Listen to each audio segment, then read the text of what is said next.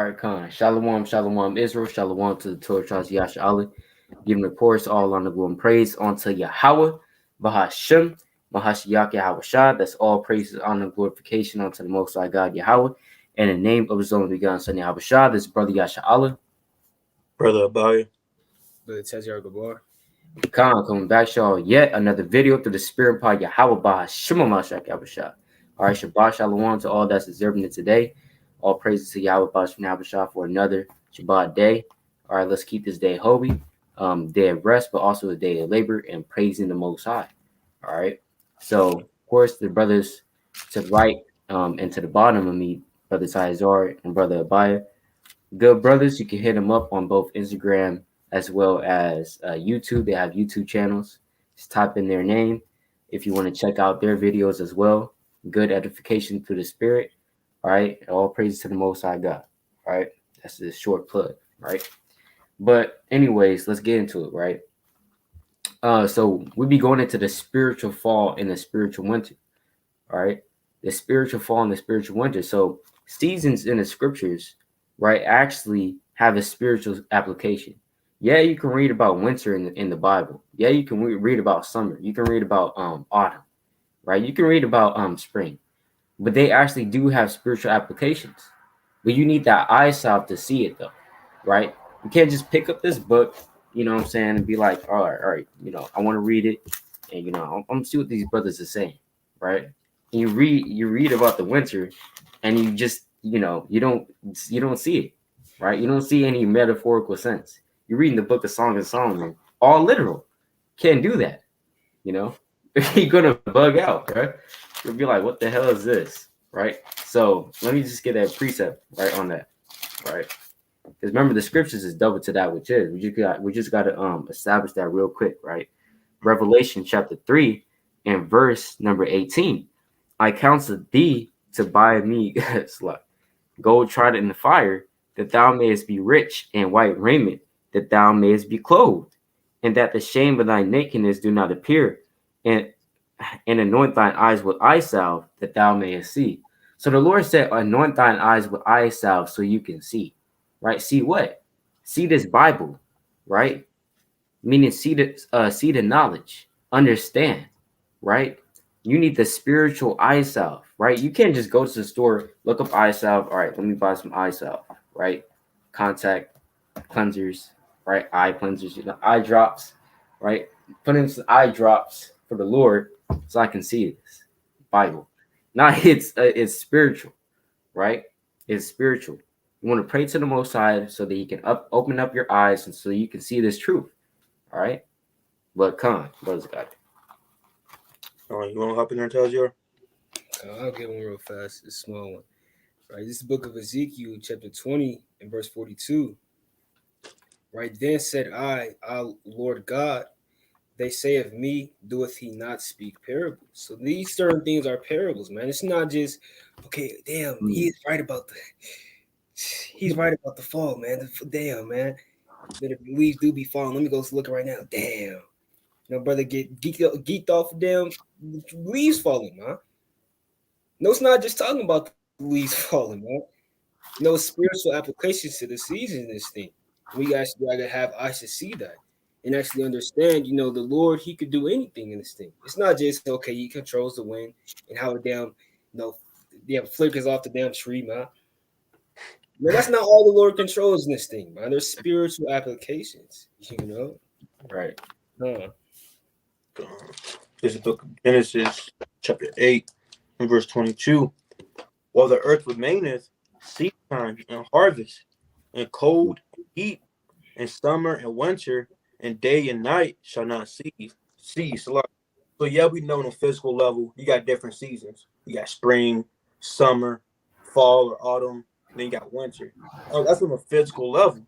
But the Lord does put physical and a spiritual level as well. Or else that'll be an unjust balance. The Lord doesn't deal with the unjust balance. Let me get this real quick though. 1 Corinthians chapter 2 and verse 14. But the natural man receiveth not the things of the Spirit of God, for they are foolishness unto him, neither can he know them because they are spiritually discerned. So a lot of people might say, why the heck are they going to spiritual fall? That doesn't make any sense, right? But because you're not spiritual, man, you have to be spiritual, and like the brother was saying, anoint your eyes with eye salve on a spiritual level to understand the dark mysteries, the spiritual things of the Bible. That's why a lot of people, when you read John chapter 6, they fell away from believing in Yahushua because the Lord was speaking on a spiritual level about his meat, about his skin, and about his blood and things of that nature. But guess what? They really thought that he was a cannibal, man. Right? Guess what? They fell away and everything. The Lord, he asked 12 people, are you going to leave also? And guess what? They stayed except one. Gone. Hey, I got that precept real quick, right? That's a good precept. It's the book of John, chapter 6 and verse 60, right? It says, many therefore of his disciples, when they had heard this, said, this is an hard saying, who can hear it? You see that? That's a hard saying, right? So you might have a brother watching this, be like, I don't get it. I don't get it, right? What are you talking about? We're both in the spiritual winter and the spiritual spring. That doesn't make any sense. Right? Well, brother, maybe it's too hard for you. You want to, we pray for you that you can see it. But, at the end of the day, to whom it is given, it is given. You know what I'm saying? And he shall receive it. Right? But, All right. It's the book of Isaiah, chapter 26, and verse 1. It's lucky. Verse 2. Open ye the gates, that the righteous nation, which keepeth the truth, may enter in. Thou will keep him in perfect peace, whose mind is stayed on thee, because the truth is lucky, because he trusts in thee. So ultimately, you got to trust the Lord, man. You got to trust that he'll, reveal certain understanding unto you, man. And look at Daniel. Daniel had an angel literally go to him and give him understanding. No, it's not just, okay, I'm going to just, sit around and if it doesn't come to me, it doesn't come to me. No, you got to pray. No, look at Solomon, man. He prayed. No, hey, Daniel, he fasted for wisdom, man. No, Sirach, the son of Ecclesiastes, hey, he was lucky Ecclesiastes because he prayed for wisdom as well. And when he was young, when I was yet young, I prayed for wisdom in this thing. So hey, it's plain, you got to pray for wisdom, man. You can't just walk outside and understand spiritual things. To understand the spiritual seasons, man. You literally got to pray for understanding this thing, Come. You hop into it. Con. Right? So we just laid that foundation down, all right? So we're going into the spiritual fall. All right. So when you look up fall, all right. When you look up fall real quick, I might just pull it up on my phone since it's faster. Right. Let's go to the etymology of the word, right? So fall as a verb, right? Or Slovakia, autumn as a noun, right? So it says season after summer and before winter, right? From Old French autumnus, right? From Latin autumnus, right? Perhaps influenced by audicus, increase, right? So it says drying up season, right? Summer, right? Winter. So essentially, by definition, when you look at fall, when you look at winter, autumn, it will say the end of summer, right? The season between the end of summer and the beginning of winter, right? Now that's in the scriptures as well, right? Like the brother just brought out, right, in the book of Genesis. I also want to get this precept real quick, right? The Lord talks about the early rain, right? The rain. Let's get the precept real quick, right? It's the book of Deuteronomy, chapter 11 and verse 14, right? It says that I will give you the rain of your land in his due season, the first rain and the latter rain. So the first rain is going into autumn, right? That rain that came down during the autumn season, right? The first rain and the latter rain. The latter rain will be going into the rain that was given, that the Lord gave our people during the spring. All right, that will be the latter rain. I'll pull up the blue letter too. That thou mayest gather in thy corn and thy wine and thine oil. So fall is all the four seasons are very, very vital to the earth's survival, to the earth's thriving. And that's just how the Most High set it up. It's a perfect balance in this thing, right? It's a perfect cycle. The Lord, that's how he sets things up. And that's also proof that there is a creator, man. That's why the Lord said, go to the earth, and it shall teach thee. You see the different seasons, and it's really on a manifold level too. The Lord uses even the seasons as signs of the times. You know, like did not the Lord rebuke the Pharisees, right? Say, hey, you hypocrites. You can discern in the seasons, right? You see the fig tree, right? It starts to blossom. You know what I'm saying? It starts to get tender. That summer is nigh. Well, you can't even tell that the end of the world is coming. You hypocrite. You know. So even the seasons, right? Even the seasons, even certain birds, they only come out during the spring, right? So you even have the Most High even has that happen, right, on a physical level, so that spiritual men will understand what time they're living in, you know. But Khan, right, brother had a point real quick. Let me just pull this up, a little letter. You got it, buddy. I'm gonna get a precept, but I don't wanna go into it like that until the brother's done with his point. I got a precept on what he said. Khan. Right, this is the book of Hebrews, chapter 6, and we'll read verse 6. Right, if they shall fall away, to renew them again into repentance, seeing they crucify to themselves the Son of God afresh, and put him to an open shame. For the earth which drinketh in the rain that cometh often upon it, and bringeth forth herbs, meat for them by whom it is dressed, receiveth blessings from God. Well, so, hey, like the brother was going into, that's literally, a token of the creator in this thing. No damn herbs springing up out the damn ground. And hey, it's the same rain that he poured upon the earth in this thing, man. You could literally eat things out of the ground.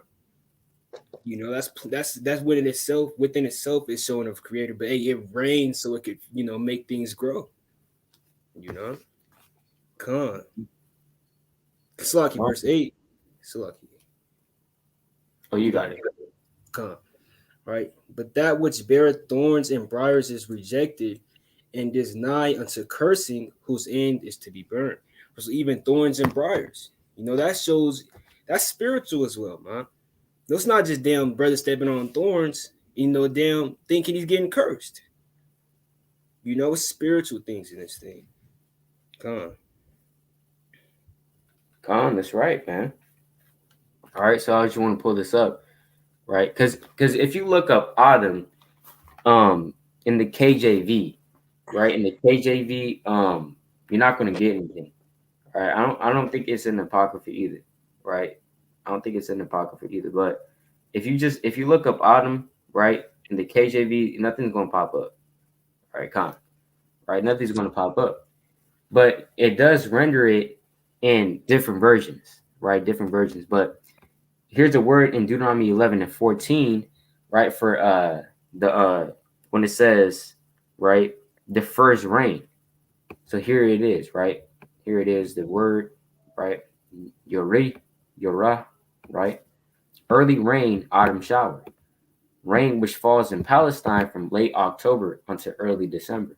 And that's really when, autumn, that's the prime in which autumn, that's the prime state of autumn, People say that it starts in like September, but it doesn't really, that's not really, what am I trying to say?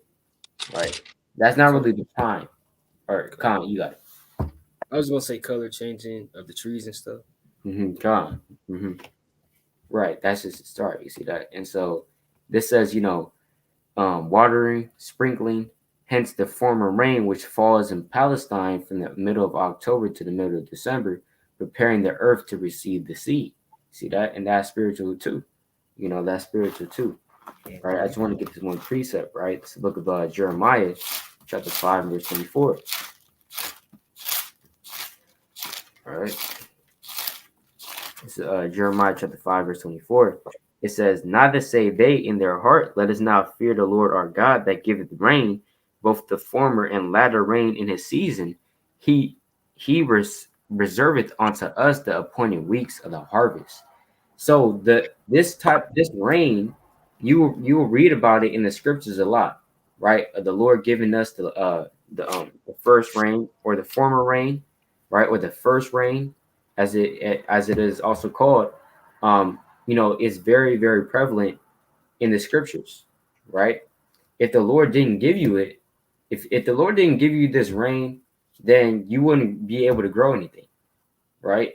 You wouldn't be able to grow anything or have anything for the winter. Because remember, when the winter comes, you can't really grow stuff like how you were growing stuff before.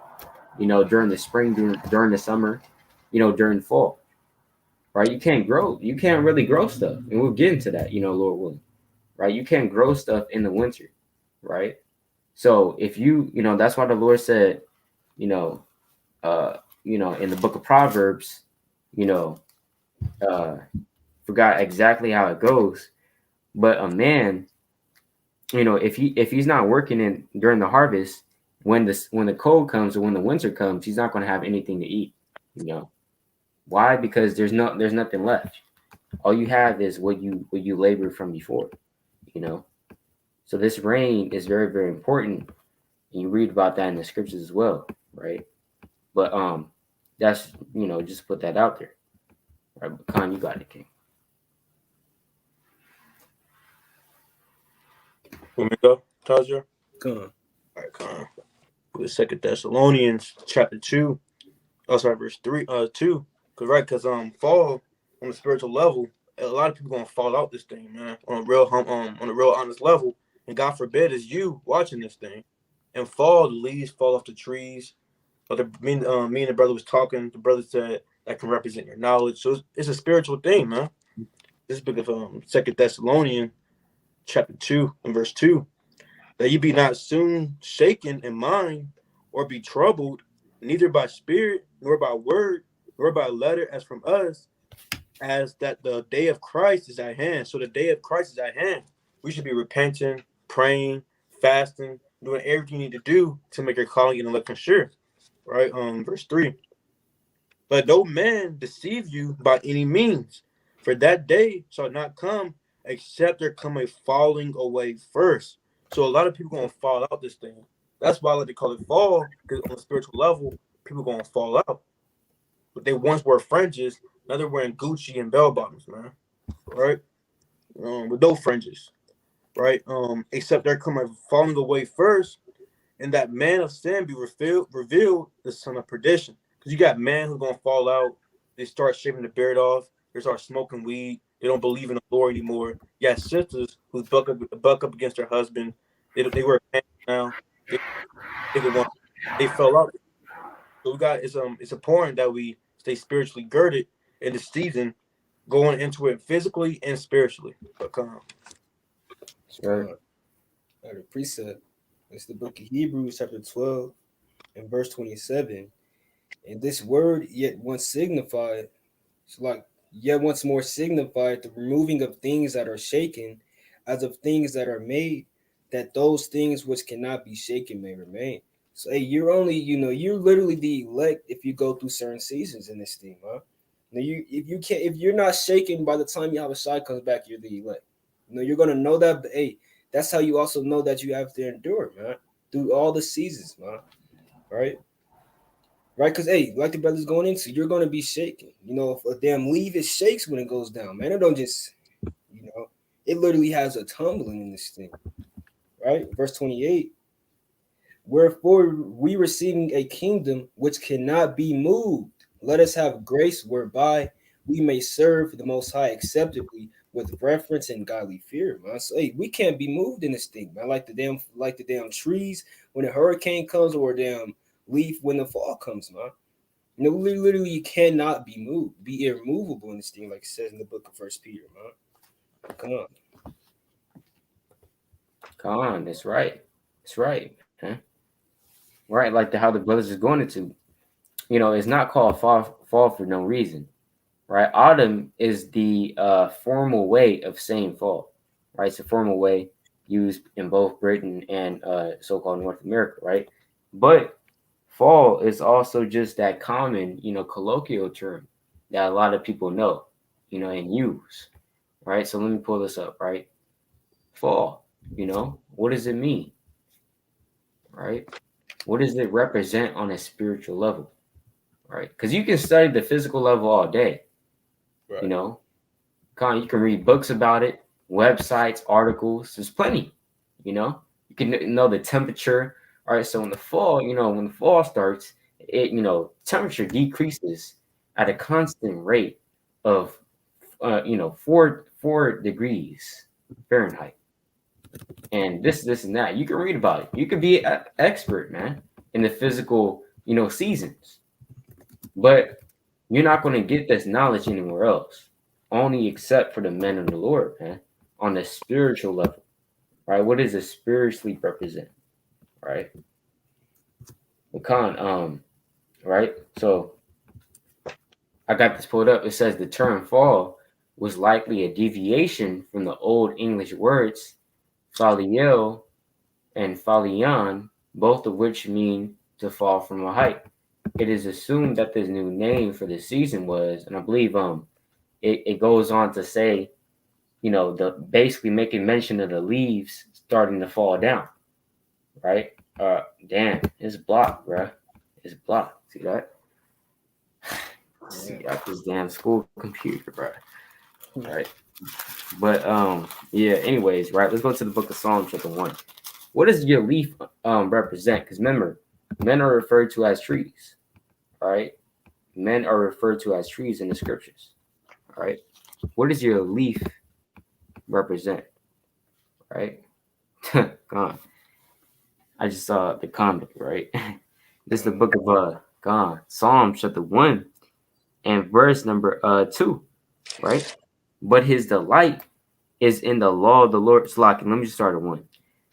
Psalm chapter 1, verse 1. Blessed is the man. So we're talking about men, right? Talking about men here, right? Blessed is the man that walketh not in the counsel of the ungodly, nor standeth in the way of sinners. Meaning you're not spending all your time around sinners, around the unclean. You know what I'm saying? Around people in the world, women twerking, right? They're talking about fornication. They're talking about all manner of ungodliness.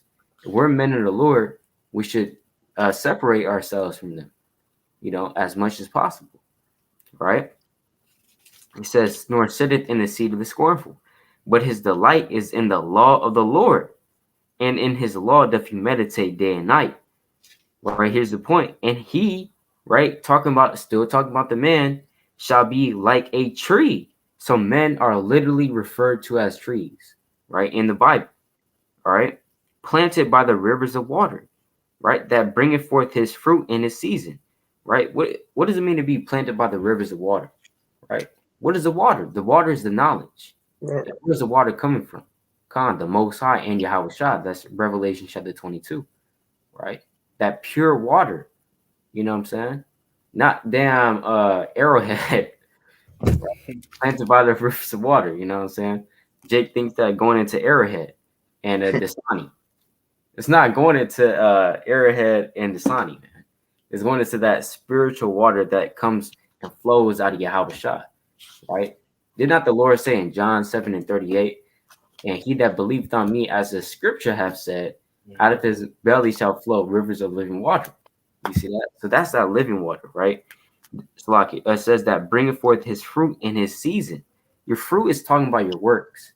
So when you're planted by the rivers of water, right, you're deeply rooted in this thing. Because remember, if you plant a tree by a river of water or a body next to a body of water, and it has adequate sunlight and all that, and oxygen, right, and carbon dioxide, and it can undergo photosynthesis, right, et cetera, et cetera. That tree, guarantee you that tree is going to grow, you know what I'm saying? Grow abundantly. And the fruit of that tree is going to be great because the roots will literally go down in the ground and suck up and absorb the water right next to that river. Try planting a damn tree, that same type of tree, in the damn middle of the desert. Right? Is it going to grow? No, because there's no water at all, right? It has way too much sunlight, you know what I'm saying? And there's not enough water. But you plant that same seed next to a body of water that next to that river of water, you guarantee you that tree is going to grow. It's going to grow abundantly, bringing forth fruit. So you're like that tree in this truth. Planted by the rivers of water, you're bringing forth that fruit, right? Worthy of repentance, right? It says his leaf. So your leaf is going into your understanding, right? His leaf shall also shall not wither, right? And whatsoever he doeth shall prosper. See that? So, what does the fall kind of represent on the spiritual level? Men, right, literally having their understanding being taken away from them, right? The falling away. And remember, a tree doesn't go from damn being big and beautiful one day and then the next day all the leaves are gone. Mhm. Nah, that's the transitional period is that autumn time, right? In which the leaves start falling down, falling down, falling down, right? Sometimes they fall down pretty quickly, right? It's like, damn, that tree, it was like this, last week. It's like, half of it already fell down. You kind of Mhm. have to shovel up driveway, because it's hella leaves and stuff, right? But come on, brothers got it. Um, this book of Matthew, chapter 7, I'll start verse 16. You shall know them by their fruits. If you see a tree, you know that's an apple tree because it's growing apples. It's a peach tree because it's growing peach and things of that nature. You're going to know somebody by their fruits. If you're on fire, you want to see that they're getting blessed in their work. They have a lot of knowledge. Their works show that they believe in the Lord, man. Right? Do men gather grapes of thorns or figs of thistles? Even so, every good tree bringeth forth good fruit, but a corrupt tree bringeth forth evil fruit. Right? So the same way a good tree, which represent man, like the brother was saying, it brings forth good fruit. You see them walking mightier and mightier in the spirit. They remember the precepts. They love the Lord by serving him, and his acts are righteous. You're going to know them by their fruits, their works. Same thing with the evil tree or slocking. Same thing with the tree that brings forth corrupt fruit. The fruit is ripe. It kind of what's it called? It's not plum. It tastes nasty. Same thing with men. The works are bad as well, right? They talking about they love the Lord by smoking a blunt. That doesn't make any sense, man. Let me slock it. Verse 18. A good tree cannot bring forth evil fruit, neither can a corrupt tree bring forth good fruit. Every tree that bringeth not forth good fruit is hewn down and cast into the fire, man. So the same way how during fall, or right now, in wintertime, you cutting down that tree, then guess what? Next thing you know, it's in the fireplace, in the fire, right? You just warming your hands up, right? The same thing with the Lord. You're going to cut down a tree, which is you. You're going to toss you in the fire. But come. Con. Right, precept on that. This is the book of Sirach, right? Chapter 40.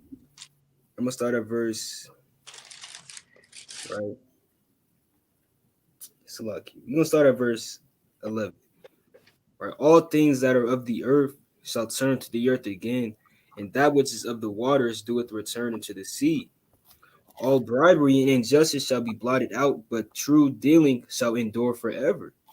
The goods of the unjust shall be dried up like a river, and shall vanish with noise like a great thunder in the rain. So, hey, the goods of the unjust, right? What is the goods of the unjust? Well, the fruits of the unjust. But we're going to read it, right? Verse lucky.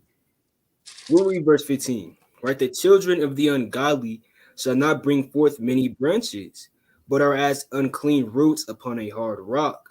The weed growing upon every water, and a bank of rivers shall be pulled up before all grass. So if you're producing, bad fruits, telling everybody they don't gotta wear fringes, telling everybody they don't gotta, they could eat pork and break the Sabbath day. For one of these damn Christian pastors, you're gonna be pulled up out of America, man. You're going to literally get burnt up in America. And that's literally, man. Because because you're producing bad fruits. You're not building a fruitful field, which the Lord wants. You're literally killing everybody, man. And imagine this. You hire a gardener, right? You hire a damn, gardener in this thing. A husbandman. And all he does is, damn, stub on all the damn fruits and the vegetables. He eats up all the damn, peppers in this thing. He's gonna get fired and killed, man. That's the same things with these false pastors and the people that produce, wicked fruits in this thing, man. They're going to get literally pulled up out of their roots, Verse 17, bountifulness is a most fruitful garden, and mercifulness endureth forever.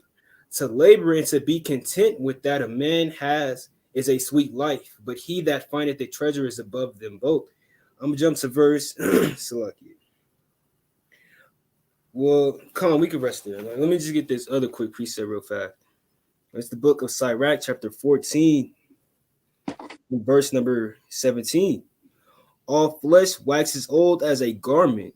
For the covenant from the beginning is thou shalt die to death. Right. So what is a flesh? It could be it's literally a leaf, man. No, it's gonna fall away. It's plain. Verse 18. As of the green leaves of on a thick tree, some fall and some grow. So is the generation of flesh and blood. One cometh to an end, and another is born. So we can't be like generations of flesh and blood, man. Because we got to actually understand that we got a spirit within us that is given from the Lord, man. We got to literally produce righteous fruits. So we're like a literal garden unto the Lord, and we're a tree in the Lord, right? We just gonna rest there, Salaki. We're not gonna get that precept. Salaki. But hey, in the book of Psalms, chapter 94, verse 14, we're like palm trees unto the Lord, but we just grow and they grow very tall. We can't just be down, 8 feet, and we're producing bad fruits in this thing, man. Every fruit that falls off you is a damn bad apple, man. Nobody can eat it, nobody can touch it. It's a damn poisonous apple, man. We can't be those fruits in those trees, right? Verse 19. Every work rooted and it consumeth away, and the worker thereof shall go with all. It's playing upon tables. So that work that you produced in those people's ears, those false lies and philosophies, that's going to go away. The same with you because you produce those fruits, man. And that's on a spiritual and a physical level, man. Khan, that's right, man. That's right. Khan. Right? Let's get some more precepts, right?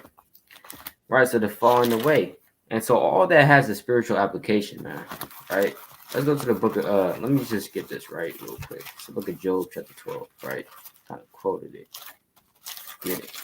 It's the book of Job, chapter 12. And I'm gonna start at verse 7, right?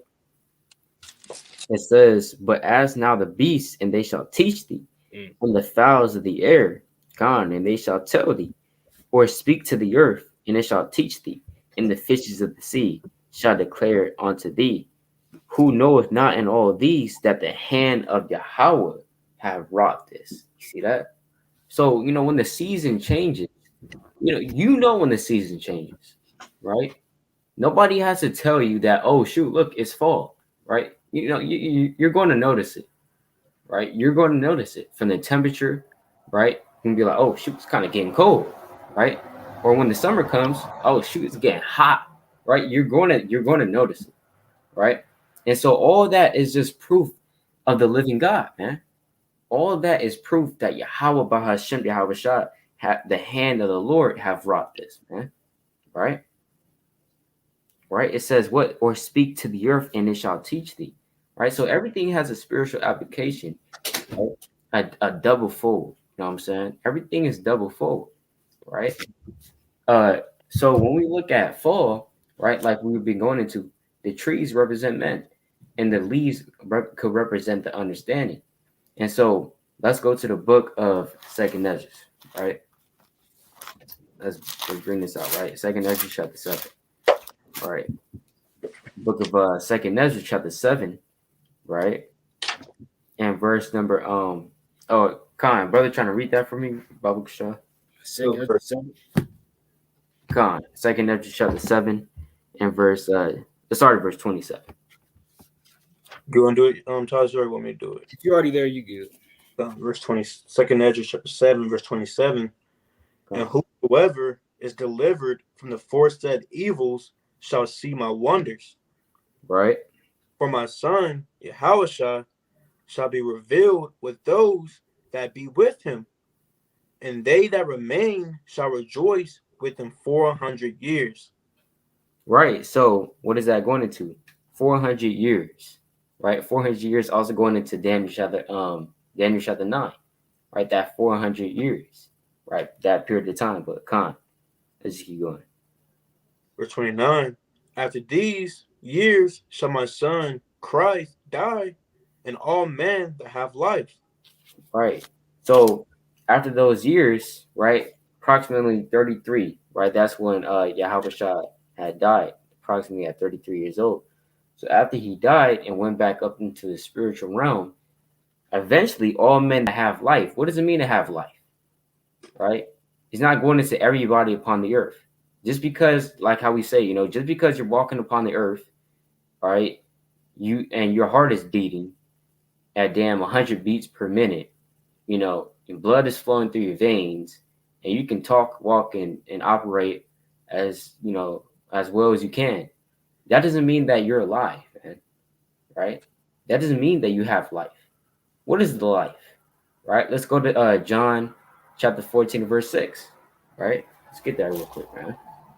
Right? John chapter 14, verse 6. Let's see what the life is. Right? It says, Yahweh Shah saith unto him, I am the way, the truth, and the life. Right? No man cometh unto the Father but by me. So that's who the life is. And so if by you believing in Yahweh Shah, believing in the Most High God and Yahweh Shah, that causes you to have life, right? That allows you to have life. So when it says that all men, Slakia, after these years shall my son Christ die, and all men that have life, is going into all the apostles and the disciples of Yahweh Shah, right? Them eventually falling asleep, right? Because it was only a certain amount of time, right? I'll say, like a few hundred years, did the real truth prevail, right? Because you had a lot of false doctrines, even during the time of Yahweh Shah, right? And shortly after that, you can read in the records, people were posing themselves to be Yahweh Shah after he went back up into the spiritual realm. You have people saying, "Oh, I came back." Well, you look different, right? I came back. So just follow me, right? So you even have people doing that now. Created damn Instagram pages. Right? Created Instagram pages. Hey, just to tell you, right? I want to keep this on the D low, on the down low though, right? It's lucky, right? But you actually did have people back then posing themselves to be Al Shah, and you had a lot of false teachings. Even in the apostle, the Paul, in the Pauline epistles and other epistles, they were even condemning people that were bringing out false doctrine. So you always have false doctrine coming up. And so at a certain point in time, what I'm trying to get at is the men that actually believed in Yahweh Shah, all of them eventually died, right? All of them eventually passed away, right? And fell asleep, right? So, Khan, let's keep going. Salaki, right? Unless a brother had a point or precept. I got one after you. Verse 30. Khan. Second Ezra chapter 7, verse 30. And the world shall be turned into old silence 7 days, like as in the former judgments, so that no man shall remain. Right. Khan, you can read that precept too. And after 7 days, the world that yet awaketh not shall be raised up, and that shall die that is corrupt. Right, Khan. So what is that going into? Right? What is that going into? The old silence is going into the dark ages. And the former judgments is the time in which the time before Yahweh Shah. So it's going to be like it was before Yahweh Shah. But what does that mean? Meaning that the old silence 7 days, remember, 7 is just the number of completion, right? So 7 days, meaning just a certain dispensation of time in which this truth would not be out, right? And so during the dark ages, right, you didn't have the truth, right? During this certain period of time, during this 7 days, remember it's a spiritual 7 days, but during this 7 days, you did not have people that really sincerely believed in Yahweh Shah and were in the truth and were preaching, that came to an end. So that goes also into the falling away that the brother read in the book of 2 Thessalonians, chapter 3, right? That falling away is manifold, right? You literally had a falling away, right? Brothers and sisters that actually believed in Yahweh Shah 2,000 years ago, they some of them, they passed away, and some fell out the truth. Some were martyred, some just gave up. Like how it said. Let's just get that precept real quick, right? Let's go to the book of First Timothy. All right, or Salaki, Second Timothy chapter 4 and verse 9. do thy diligence to come shortly unto me, for demons have forsaken me, having loved this present world. So even during the time of Paul, men were falling out, man, right? And that was the time of summer, right? The harvest, right? During the time of Yahushua, that was the time of summer, if you can understand, right? The time of spring, the time of summer, right? But as you began, right after Yahushua, it starts getting colder and colder, right? And colder. If you have, ears to hear, it starts getting colder. That's the time that was the fall, right? That was the fall right here, right? Men start falling out. Men start cleaving onto false doctrine. Men start following damn people that claim to be Yahushua, right? And men started waxing worse and worse, right? And the time in which there were no more men and women that were in the truth, that's the winter, right? But now we're coming back, right? We're coming out of that winter, right? Into the spring. And the full spring is going to be during the time of the kingdom, if you have ears to hear. So it's really deep. It's really deep. But so like let me just read that again. Second Timothy chapter 4, verse 10. For demons have forsaken me, having loved this present world, and is departed unto Thessalonica, Crescens to Galatia, Titus unto Dalmatia. See that? So come. I'll hop in there. This book of First Salakia, Second Timothy, chapter 2, verse 17, and it reads, "And their word will eat as doth a canker, of whom is Hymenaeus and Philetus, who concerning the truth have erred." So these men erred from the truth. They went the wrong direction. They don't know what's going on. They erred from the truth. Like a lot of people nowadays, erring from the truth, giving heed to these fables nowadays, saying that the resurrection is past already and overthrow the faith of some. So these men were saying that the resurrection is already past. The Lord already came. He got his people. And guess what? It is what it is. And guess what? A lot of people, they fell out after that, right? So these men was on what's called sifted out the truth and they fell away. Because this is that spiritual fall, man. We're in a literal fall right now, and we're in a spiritual fall right now. It's a just balance. So a lot of people getting sifted out, they falling away, giving heed to these seducing spirits. You got people who used to be mighty in the truth. Now they don't believe in Yahushua. That was out on the highways and byways. What's called rebuking, shaking the hand, very zealous for the words of the Lord. Next thing you know, they're against the Yahushua now. You see that? So a lot of people are falling away because guess what? They wasn't studying to show themselves approved. Then they got confounded under Old Testament only. They went to the book of Jasher, and guess what? Now they believe all types of sort of stuff, man. So it's important that we got to study, keep the commandments, be sincere in this thing, and love your house, y'all. But let me see. But that's it. All right, real quick precept. All right, the book of John, chapter 6, in verse 60. Right, verse 61. Right. When Yahushua knew in himself that his disciples murmured at him, he said unto them, "Doeth this offends you? What and if ye shall see the Son of Man ascend up where he was before?" Right. So there's certain men that didn't understand this thing, man. And he said, "What are you gonna do if you see the Son of Man ascend?" Right, verse 63. It is the spirit that quickeneth, the flesh profiteth nothing. The words that I speak to you, they are life. It's like their spirit and their life. But there are some of you that believe not, for Yahushua knew from the beginning who they were that believed not and who should betray him. Right? So yeah, what the brothers is going into is true, man. Even when Yahushua, is doing his Yahushua, he could just be him, and people should easily follow him, man. But Yahushua was honestly trying to, call sinners to repentance, and they still wasn't listening, man. That's plain. Right, what the brothers going into, but I had a quick precept on what Yasharala had as well. It's the book of Acts, chapter 13, and we'll read verse 10. Right? We'll read verse 9 for context. Then Paul, filled with the Holy Ghost, set his eyes on him and said, "O full of subtlety and all mischief, thou child of the devil, Thou enemy of all righteousness, wilt thou not cease to pervert the right ways of the Lord? And now behold, the hand of the Lord is upon thee, and thou shalt be blind, not seeing the sun for a season.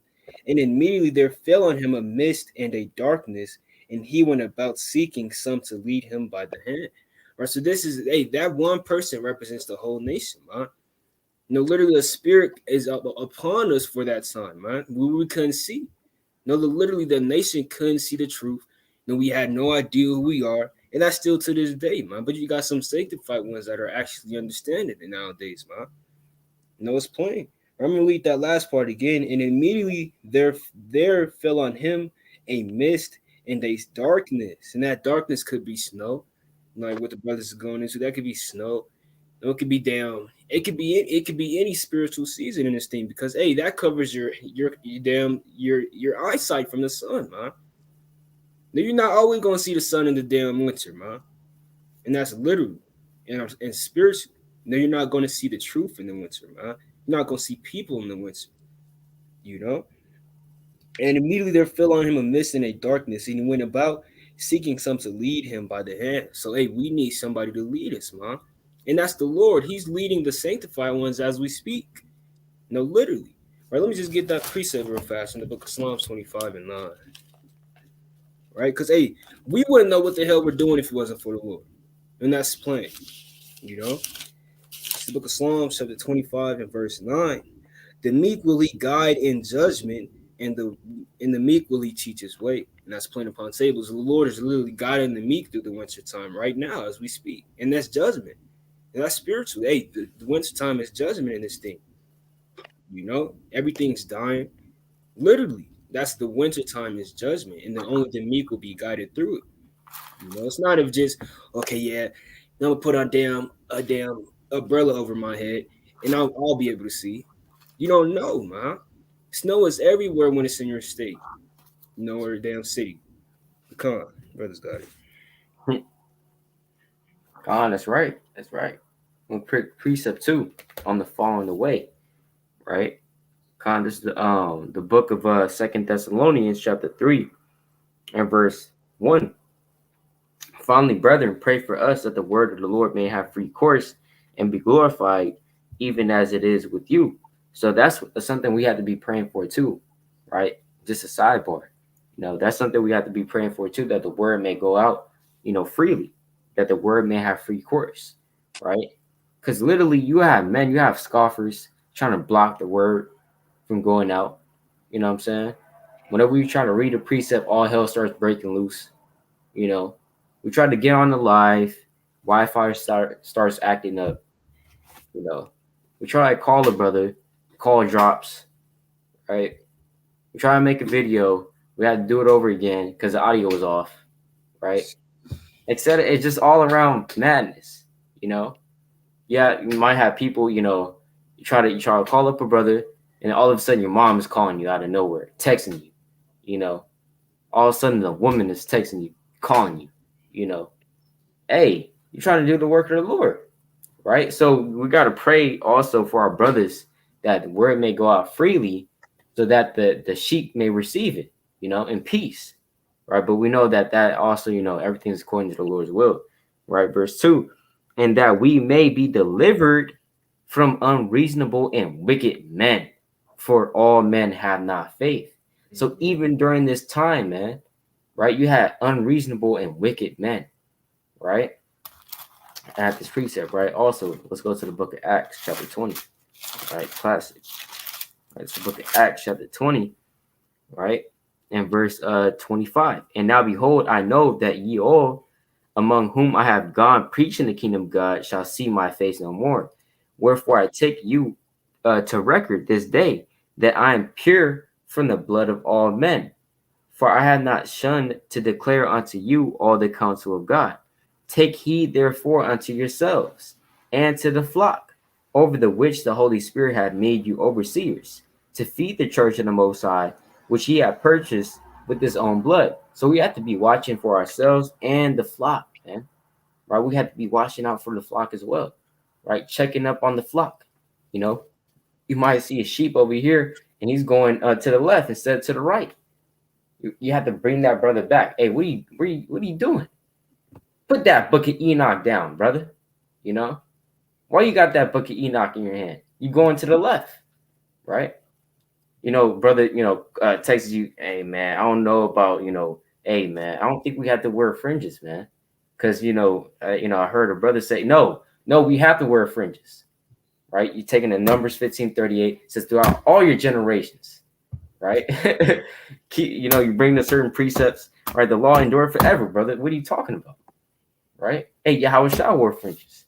Right. So if you see your brother, falling away, kind of going to the left, you have to bring him back. That's feeding, watching over the flock, man. Right? Did not the Lord say that we're shepherds, right? On another fold, right? But we just keep going real quick. Verse 29. For I know this, that after my departing shall grievous wolves enter in among you, not sparing the flock. So even Paul understood. Let me just read verse 30 as well.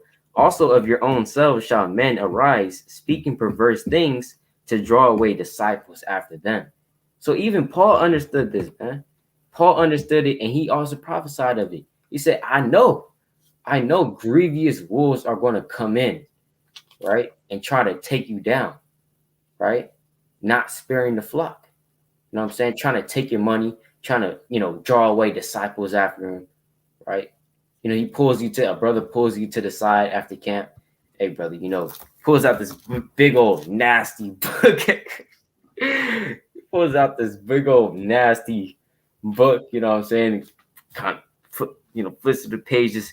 As you see him flip through the pages, he's kind of getting excited. There's hella highlights in it, markings in it. You know what I'm saying? I'm like, what the hell is this? It's like, hey, man, this new doctrine I got, this new doctrine. The Lord gave me a new revelation. Hey, you might want to hear this. You might want to sit down, right? You might want to grab your notebook. We're not grabbing our notebook, bro. Right? It's crazy, right? But they're going to be speaking perverse things. Salaki, real quick, you have certain men that intentionally teach false doctrine just to have followers, right? We can't be those men, right? They want to do their own thing, They're like, yeah, we could teach that, but we could teach that, you don't have to wear fringes over here, right? Or you can wear, you can keep the commandments, you can serve them outside, but over here, hey, our camp, hey, you can smoke weed, you can do that, right? How many brothers and sisters would join that camp, bro? Right? The camp say, hey, you can smoke weed, you don't have to keep the Sabbath, you can keep it sometimes, you don't have to keep it other times, it's up to you. Right, but it's lucky, brother. I'll get First Peter real quick. That's really Satan, man.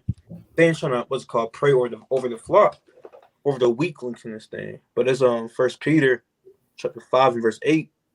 Be sober, be vigilant, because your adversary the devil, as a roaring lion, walketh about, seeking whom he may devour. So you got a lot of false prophets, a lot of evilness in the congregation of Yasharala, man, of Israel, seeking to devour you with what's called false doctrine, what's called ways of man, traditions of man, and things of that nature. Follow me. You don't have to wear fringes no more. Your house is not real. That's a man-made doctrine. That's idleness, man. That's an idol. Yeah, John, just teaching anything, man. All fables, Book of Enoch, Jasher, thing. Oh, you got it, Slocky. Oh, Slocky, right? But yeah, also Shalom server on the Most High. Shalom, brother Des, man. God, right? But I think you got it, King. You got it. My precept. This is the book of Sirach, chapter 13, and verse 10. We verse 9. If thou be invited of a Salagi, verse 10, press thou not upon him, lest thou be put back. Stand not far off, lest thou be forgotten. Affect not to be made equal unto him in talk, and believe not many of his words, for with much communication he will tempt thee, and smiling upon thee will get out thy secrets. Right? So you can't, take heed to certain people, man. Then brother pulling you, that's off. pulling you out, pulling you out of camp, man. To tell you, let me just show you, bro. I read this in the book of Enoch, brother. Let me just show you real fast, bro. It's gonna blow your mind, bro. You can't take heed to that, right? It says, will he tempt thee, and smiling upon thee will get out thy secrets. But cruelly he will lay up thy words, and will not spare to do thee hurt, and to put thee into prison. Observe and take good heed, for thou walkest in peril of thy overthrowing. When thou hearest these things, awake in thy sleep. Right? So hey, if the Lord really, if the Lord tries you like that, man, you gotta wait, man. Because he doesn't try no just strong, mighty man like that. Because we know, well, most of all, and every brother knows that, we can't take heed to Jewish fables in this thing, man. But hey, if the Lord tries you like that, then you gotta check your spirit, right? That's plain. But the point, verse 14, love the Lord all thy life, and call upon him for thy salvation. Every beast loveth his like, and every man loveth his neighbor. All flesh consorteth according to kind, and a man will cleave to his like. What fellowship has the wolf with the lamb? So the sinner with the godly, man. That's plain. So we can't just be, what does a lamb look like chilling with a damn wolf, man? No, a lamb's not gonna chill with a wolf.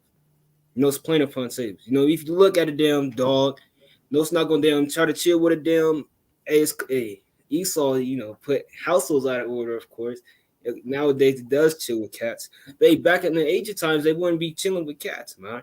You wouldn't see a hyena with a damn lion in this thing. No, it's not gonna work. You got you got things that consort to one another and are, as like as one another, right? Verse 18. What agreement is there between the hyena and a dog, and what peace between the rich and the poor? As the wild ass and the lions prey in the wilderness, so the rich eat up the poor. Right? So that's plain. Now you got certain animals that also represent, seasons, man. The wolf, it represents literally, the winter in this thing. And they literally represent destruction, man. And people trying to take you, and damn take you out and eat you in this thing. That's plain. Come Con, that's right, man. Con, so yeah, so we were kind of tackling autumn. We're kind of moving on to winter, but let's just officially move on to winter, right? So we tackle fall. There's not many precepts on fall, but the Lord does talk about winter, right, directly, right? And I got a few more. I didn't even bring none of the precepts I had written down actually. About fall. Con, you can bring those out real quick. Real quick. It's the book of Jeremiah, chapter 8 and verse 20. The harvest is past, the summer is ended, and we are not saved. Man, that's a classic, man. The harvest, what's that? The fall. And that's when you gather things in this thing, right? The harvest is past, and literally is past. No, Salaki. In this context, is past. The summer is ended, and we are not saved, right? So the summer, that was past. Now we're in the harvest, and we're still not saved in this thing, man. The summer is supposed to represent you being saved, and when we're going to be in the kingdom, that's the spiritual summer. But right now, we're in the spiritual and the physical harvest, man. Now it's time to gather our people in this thing. All right, let me just get another one real quick. Matthew chapter 9 and verse 37. Come on. Or Matthew 9, verse 37. Then said he unto his disciples, the harvest is truly plenteous, but the laborers are few. So this is the times that we have to work as a people, man, because we know there's going to be a lot of people following out this truth in this thing, man. So we got to work our hardest for our people not to, lose control, man, and fall. Right? Verse 38, pray ye therefore the Lord of the harvest that he will send forth laborers into his harvest, man. That's plain upon tables. We have to pray, that we could be fishers out here, man. We actually gather our people, before they fall away. That's plain. Come on. Man. That's right. That's right. So you do have winter. Winter is mentioned in the Bible. All right. Winter is mentioned in the Bible. Gone. All right. Let's go to the book of Buyer brought it out, but I'm bringing it out again. Genesis 8:22. While the earth remaineth, seed time and harvest, and cold and heat, and summer and winter, and day and night shall not cease. Right.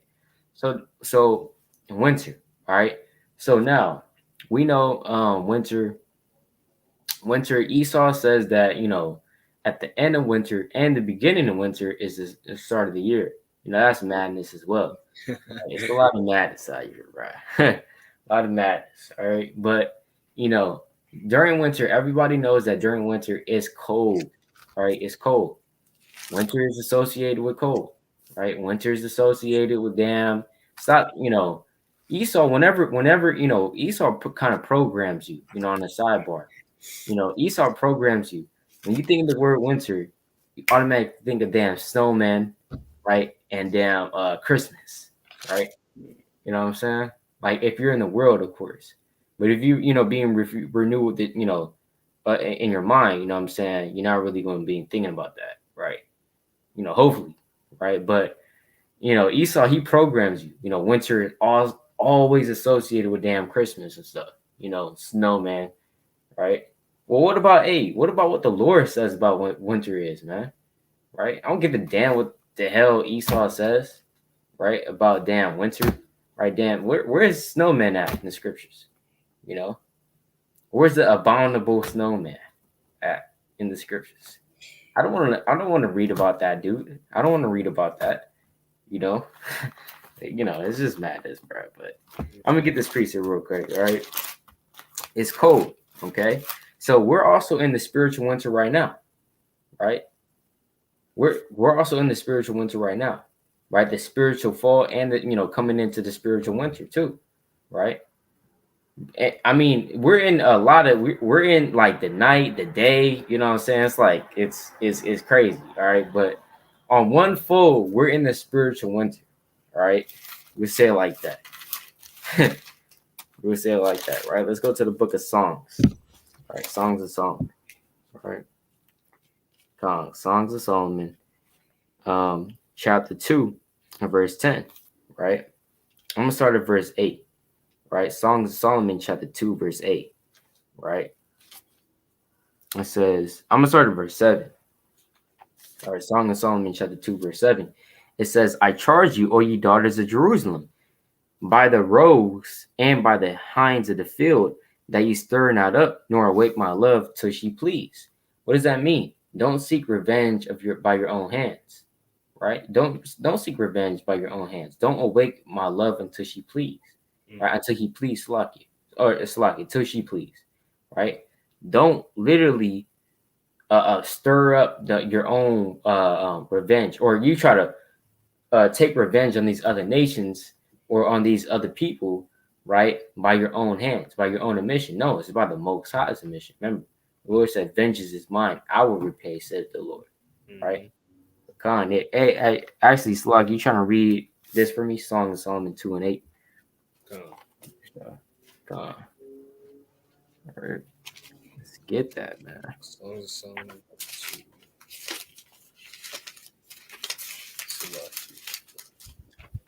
Good. Song of Solomon chapter 2 and verse 8. Con. Right. The voice of my beloved, behold, he cometh leaping upon the mountains, skipping upon the hills. Right. So what does that mean? Right. What is that going into? All right. That's going into Yahweh Shah. Literally, what does it mean to leap upon the hills? Mm-hmm.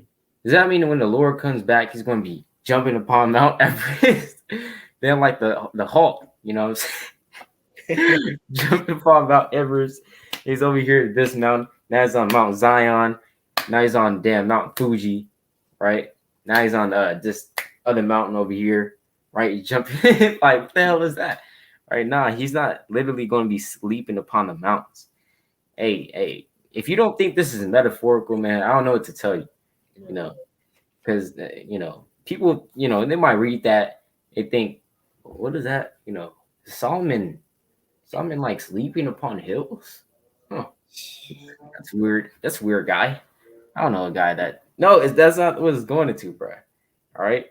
What does that mean? He's literally destroying these nations. Because remember, mountains and hills are referred to as nations, right? So like, let's get a preset real quick on that. Right. There's a book of Psalms, chapter 68. All right, classic. Psalms, chapter 68. And verse 15, the hill of God is as a hill of Bashan, and a high hill as a hill of Bashan. Why leap ye high hills? This is the hill, right, which God desired to dwell in, right? Yea, the Lord would dwell in it forever, right? The high hills is going into these other nations, right? These great nations, right? The chariots of God are 20,000, even thousands of angels. The Lord is among them as in Sinai in the holy place. So the Lord is going to be skipping upon these hills, right? Destroying these nations, man, right? But Khan, all right, let's keep going in that though. Con. Khan, Verse 8, Silaki, verse 9. Khan. My beloved is like a roe or a young hart. Behold, he standeth behind our wall. He looketh forth at the windows, showing himself through the lattice. Right, so he's showing himself through the lattice. What is that going into? Then Yahweh literally in the chariots, right? Yahweh in the chariots looking through the lattice, right? That's going into the window, like literally kind of like, Star Trek, right? He's the operator, right? The captain of the fatherships or the fathership, right? And it's like it over all the chariots as well. He's showing his forth as the lattice, right? And what does it mean? He's like a roe or a young hart, very fast, right? The Lord is coming quickly. You know what I'm saying? And when the Lord comes back to do his work, to do his Father's work, it's not going to take them, we're not going to, put a set time on it. But, what we're going to say is the Lord is not coming to do it just slowly, just taking, all his sweet time. Right? No, the Lord is it's gonna go by fast, man. The Lord's gonna come back, damn, zapping, damn, killing people, right? As Satan beaming up his elect, the Lord is trying to get his people out of here, right? The days are going to be shortened. That time is going to be shortened, So the Lord, when he comes back, he's not going to be taking his sweet time, It's like a rope, right? Hella fast, But calm, right? Con. Verse 10. My beloved spake and said unto me, rise up, my love, my fair one, and come away. Right. For lo, the winter is past, the rain is over and gone. You see that? All kind. Read verse 12 as well. Con. The flowers appear on the earth, the time of the singing of birds is come, and the voice of the turtle is heard in our land. Con. You see that? The flowers appear on the earth, right? When did the flowers appear on the earth? Right? That's going into the springtime, right? It starts blossoming, the singing of the birds start coming out. And you seen it in the movies, bro. Right? You seen it in the cartoons, you saw you've seen that. I know you've seen that, right? It starts showing the singing of the birds, right? The voice of the turtle is heard in the land. You know what I'm saying? Everything's good. The sun is starting to come out right after a harsh winter. It says in verse 11, for lo, the winter is past, right? What does it mean the winter is past? We're in the winter right now. Everything is dead around us, right? Everything is dead. This world is full of spiritually dead people, right? The trees, remember, men are referred to as trees. And when you look up winter, right? Let's just look up photos of it, right? When we look at over trees and shit. He said what? The trees be slouched over, damn near falling. Right. Exactly, man. Slouched over, barren. See that? Barren. There's no fruit on that tree.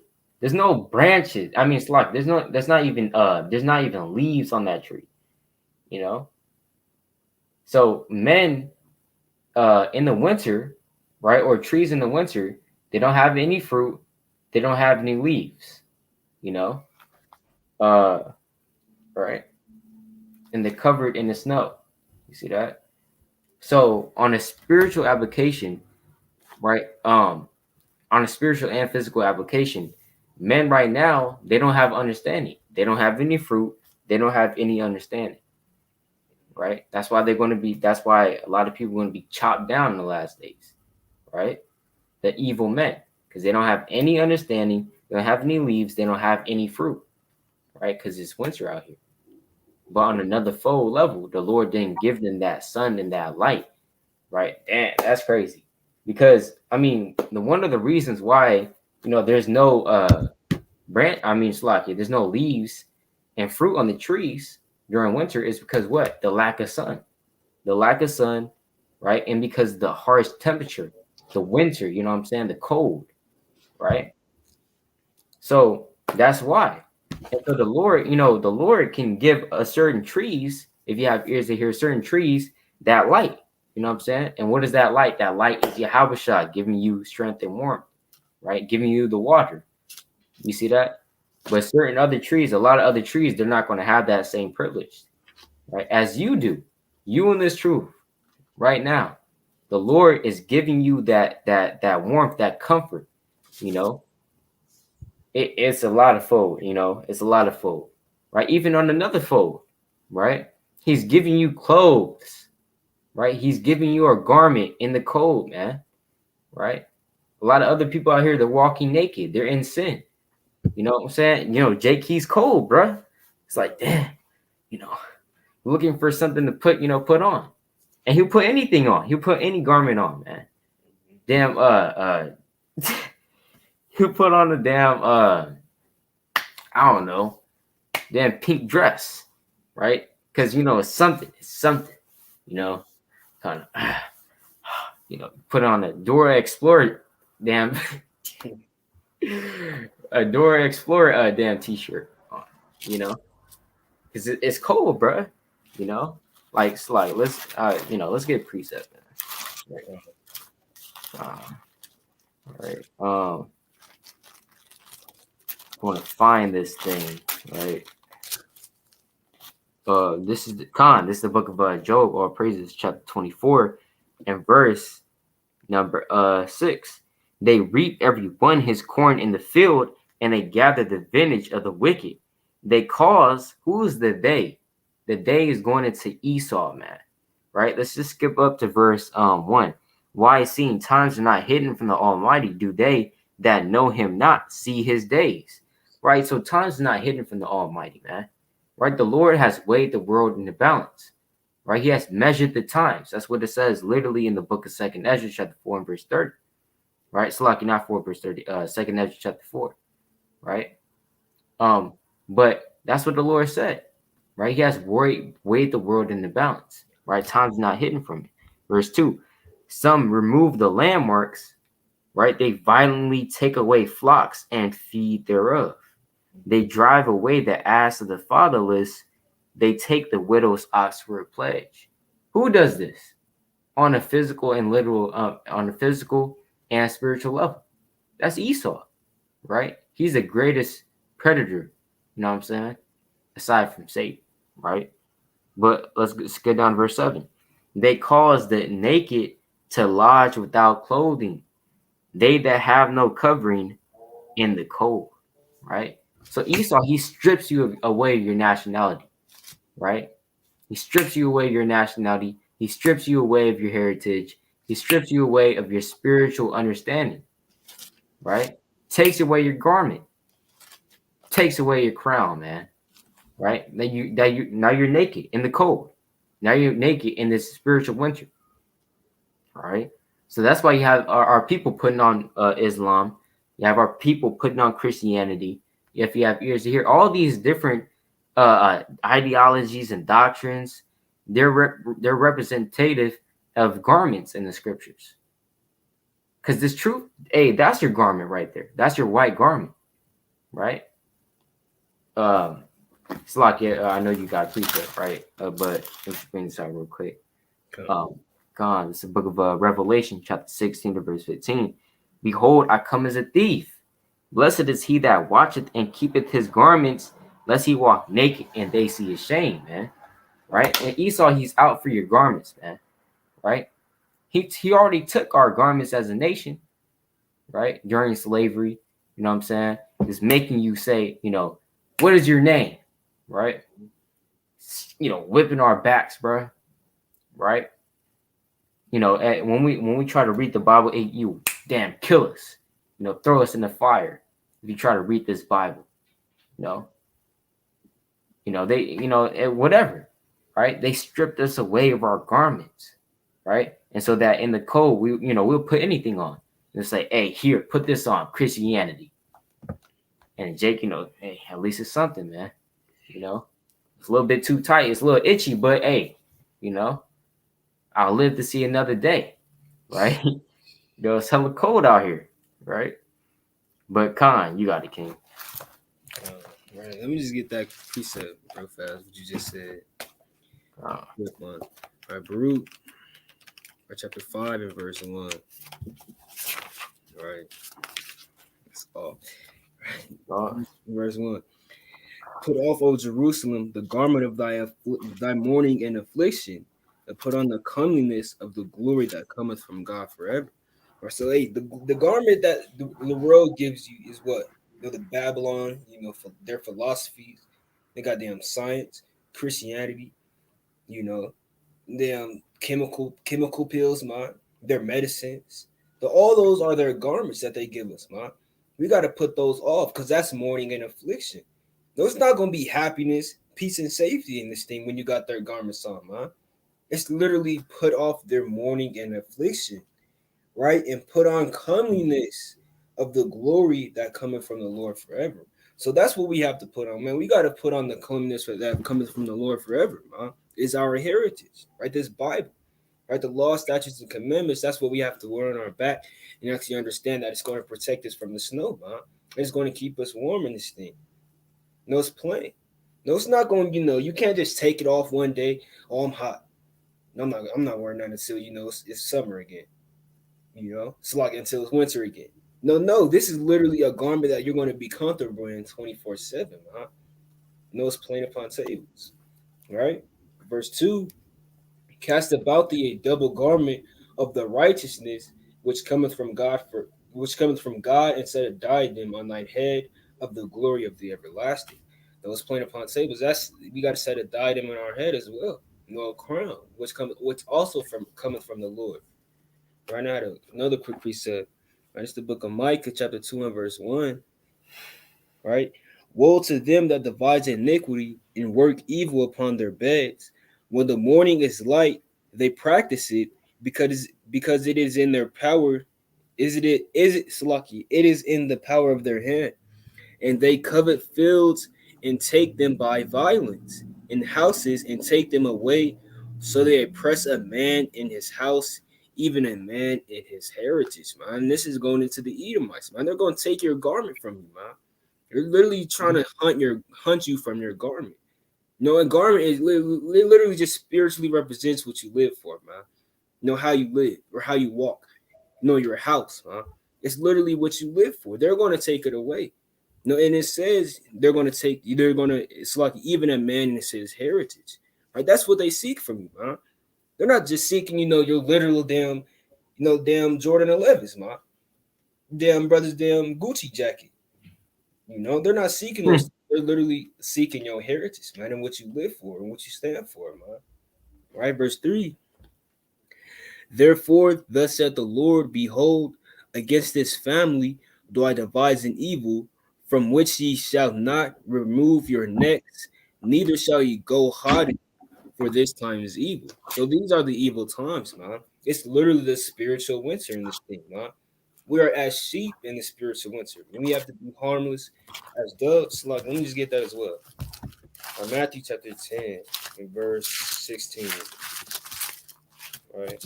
Did y'all already bring this out? What precept? Matthew 10 and 16. La'ah. Right, and it reads, Behold, I send you forth as sheep in the midst of wolves. Be ye therefore wise as serpents and harmless as doves, man. So the Lord, He literally sent us in the midst of wolves in this thing, man. Now the people that want to kill you, they're not just damn baby snakes, man, or baby serpents, or baby wolves. These are literally full grown wolves, man. They're seasoned in this thing, man. The Lord is not going to send just any wolf at you. He's going to send a seasoned one and one that knows what He's doing. So hey, we got to be harmless as doves, man. It's plain, right? I'm gonna read that last part again. Be ye therefore wise as serpents and harmless as doves. Right. Let me just get another quick precept off that. Micah chapter 4 and verse Micah 5 and verse 7.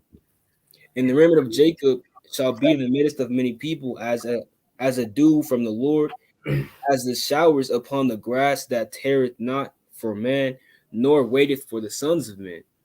And the remnant of Jacob shall be among the Gentiles in the midst of many people, as a lion among beasts of the forest, as a young lion among the flocks of sheep, who if he go through, he treadeth down and teareth it in pieces, and none can deliver. So that's plain upon tables, and it's gonna close it up.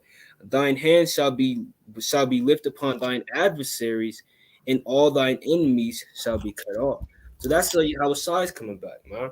And it is written, they're also as young lions, man. But hey, Yahweh is coming back as a mighty lion in the midst of all types of beasts, and that represents the nation of Israel as one.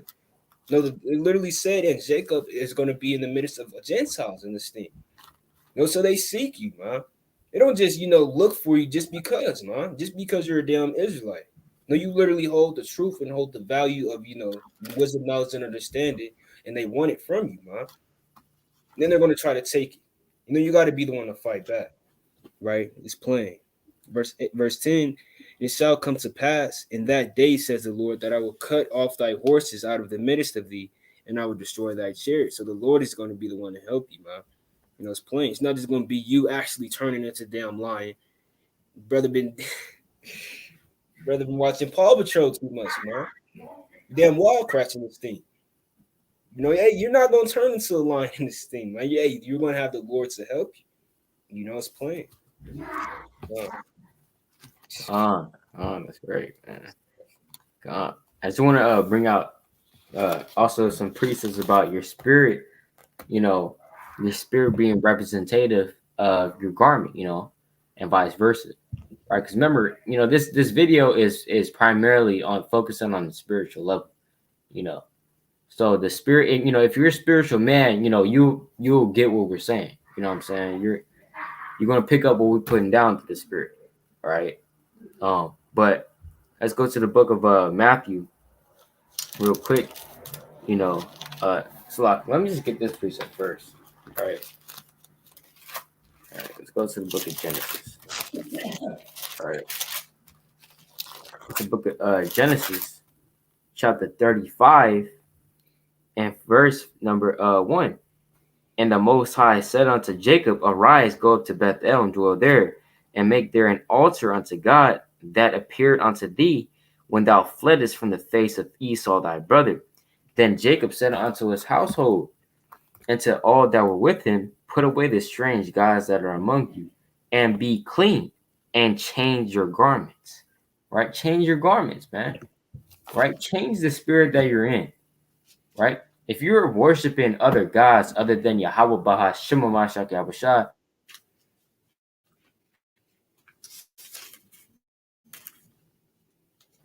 right? You kind of froze. Can you hear me? All right, okay, right. See, that's Satan, right? But he's saying, hey, put away the strange gods among you, be clean and change your garments, right? So, right. Also, let me get this precept too, right, in the book of Matthew. All right, in the book of Matthew, right. Let me see here, right. I believe this is This is Matthew chapter 9 and verse number 16. No man putteth a piece of new cloth unto an old garment, for that which is put in to fill it up, taken from the garment, and the rent is made worse. Exactly. You don't take a new garment, right? You just order it. You just ordered it. You got it out the mail. You know what I'm saying? You open it up, new pair of fringes, right? You got the new pair of fringes, and you cut a piece of it. You know, that's madness, bro. Cut a piece of it off. You know, you kind of sew it onto the old shirt, right? It's like, wait, you're just gonna make it worse. Now it looks all damn, it's just madness, right? It's madness. So what does that mean? You don't take this new glorious truth, right? And you mix it in with the old garment, right? What's the old garment? The old spirit that you're in, the old man, the old ways, right? The old ideology, right? Let's say you were a damn Muslim before you came into the truth, right? And so you took this beautiful garment, this truth, and you kind of mix it up with Islam, right? And now you're an Islamite, or a Israelite, a half Hebrew Israelite, half Muslim. It's like, you guys don't eat pork. Oh, I can get down with that. No shrimp crab. I said, okay, I can get down with that. But you still calling upon the name of Allah. You say Allah Bahashem Yahusha. No, right, but hey, that's just confusion, bro. That's confusion. You're mixing it up. You can't do that, right? You can't do that. But but that just another precept, to prove that the garment has more of a spiritual application. Your spirit going into your spirit, also that new man, right? That new man, your spirit, right? Your Holy Spirit, right? That's in you. Right, as well as doctrine as well, to be representative of doctrine as well. All right, I got this one last precept. This is a book of Ecclesiastes, chapter 9 and verse 8. Right, it says, "Let thy garments be always white, and let thy head lack no ointment." Right, what does that mean? Let your garments be always white. Right, that doesn't mean that you always have to wear white garments. Right, it's not literal. That doesn't mean you can't have like a red shirt, red pair of garments. That's not what it's going to. Like your garment, remember, is your spirit, right? Your spirit. Let your spirit always be white and clean, holy, washing it. Because we getting ready for the marriage. Can't show up to the Most High's marriage. You got damn mustard stains all over you, ketchup stains all over you, barbecue stains, it's an all white out party, bro. Right? Can't show up to the Lord's wedding like that. But that's just going into your spirit being clean, holy and sincere in this thing. Con, you got it, King. Con, right? Hey, con, man, I got a precept on that. Right? It's not a damn literal garment, man.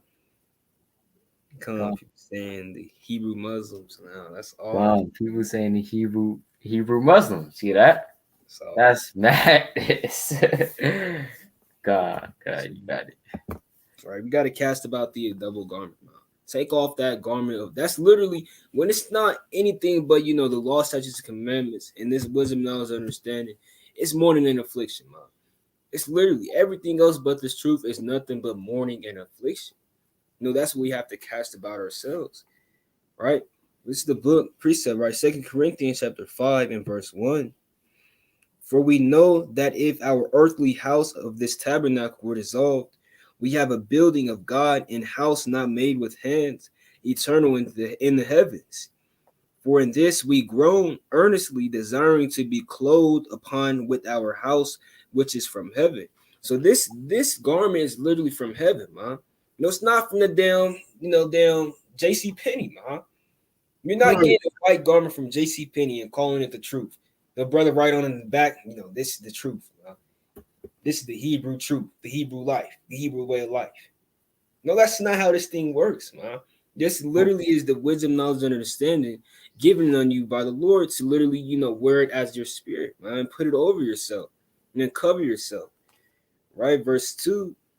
Let me read that again. For in this we groan earnestly, desiring to be clothed upon with our house which is from heaven. If so be that being clothed, we shall not be found naked. All right, it's plain upon tables. We're not going to be naked when the Lord comes back.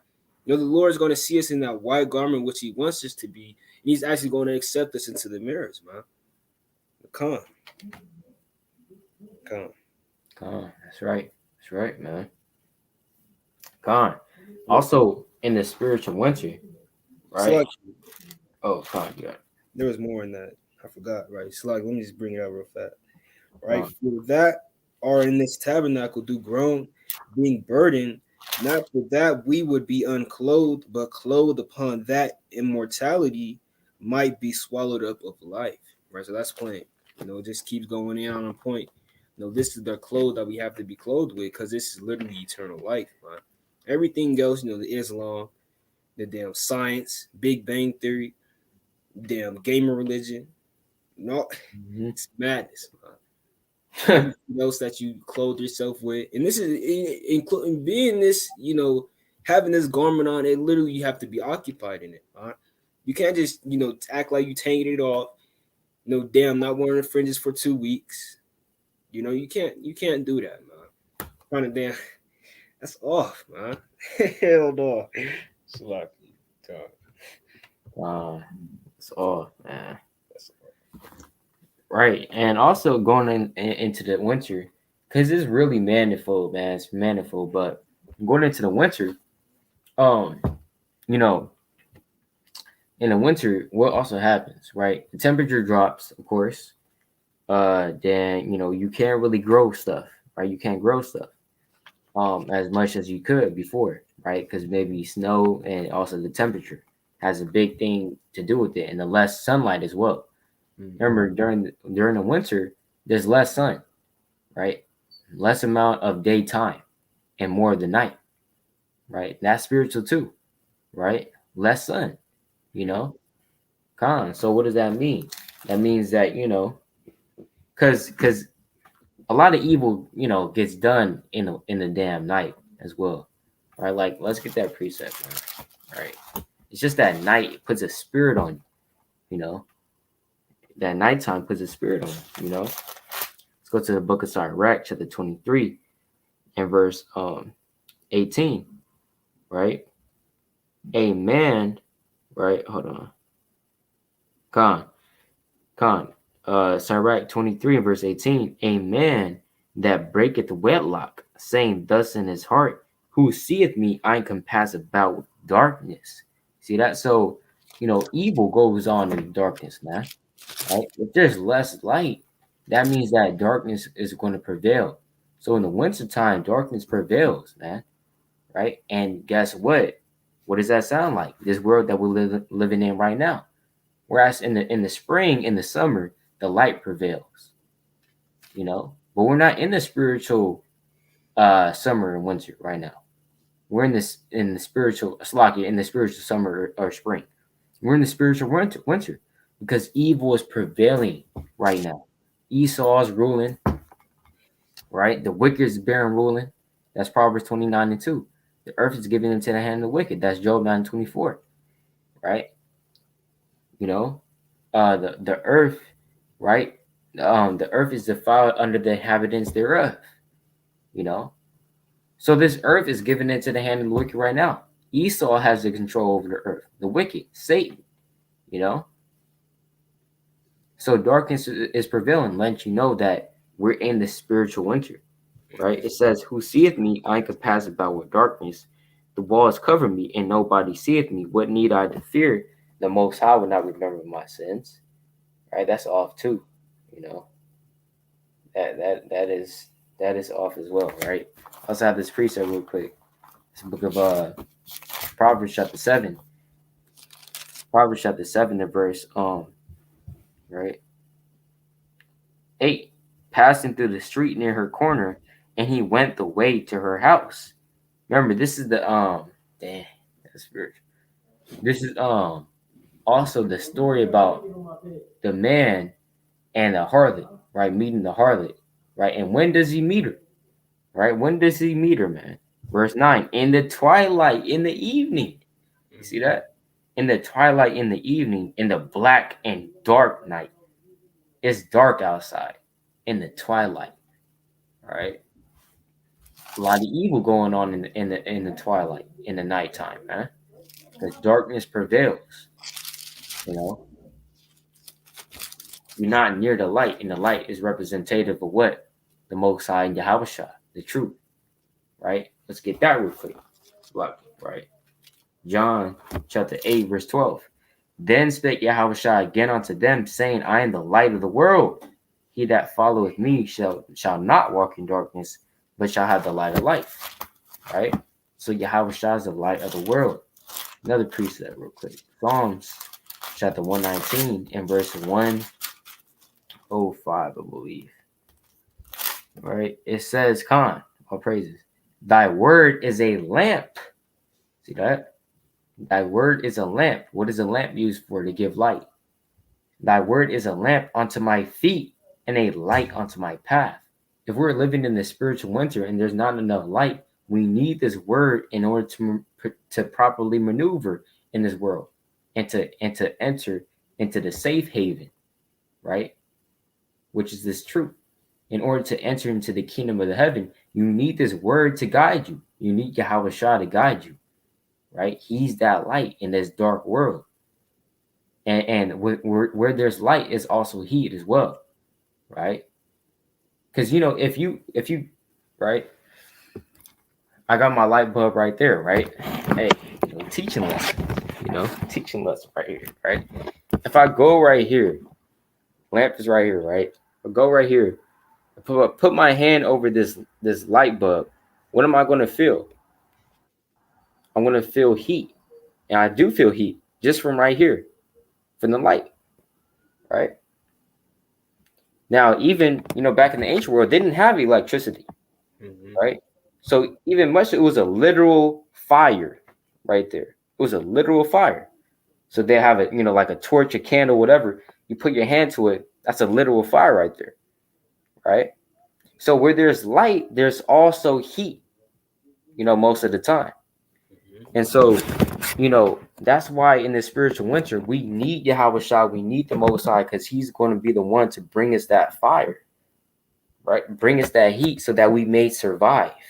If we don't have the Most High, if we don't have Yahweh Shah, we're gonna be, dead out here, like all these other trees, like all these other people, dead, right? Or looking for something to cover themselves with, on another fold, right? Come, you got it. Come on. Our precept is to look at Amos. Right, a quick one. Right, Amos chapter, this class, Amos 8, and we verse, right? Verse 8. No, Salaki, verse 10. Come. Damn, hold on. I'm doing that. Precept. Come, Salaki, Amos chapter 5 and verse 18. Right. Woe to you that desire the day of the Lord. To what end is it for you? The day of the Lord is darkness and not light. Right? So, winter that's literally the judgment. Winter is judgment, man. It's the day of the Lord. It's not light. You're not gonna be able to see where you're going, man. You're not gonna have a damn map and looking up. You're gonna automatically know. No, you're not gonna be able to see certain things, man.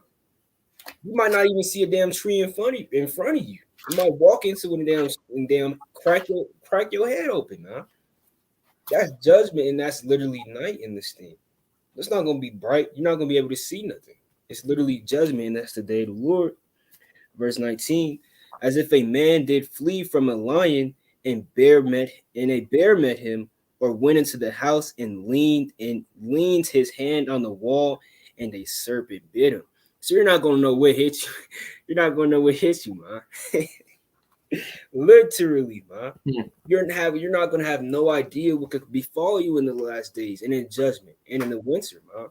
That's why you literally have to be covered with Yahweh Bashem Yahushai. Right? Verse 20. Shall not the day of the Lord be darkness and not light, even very dark and not brightness in it. playing upon tables, man. So you're not. It's gonna be literally dark what the brothers is going into, man. Now you not got a precept.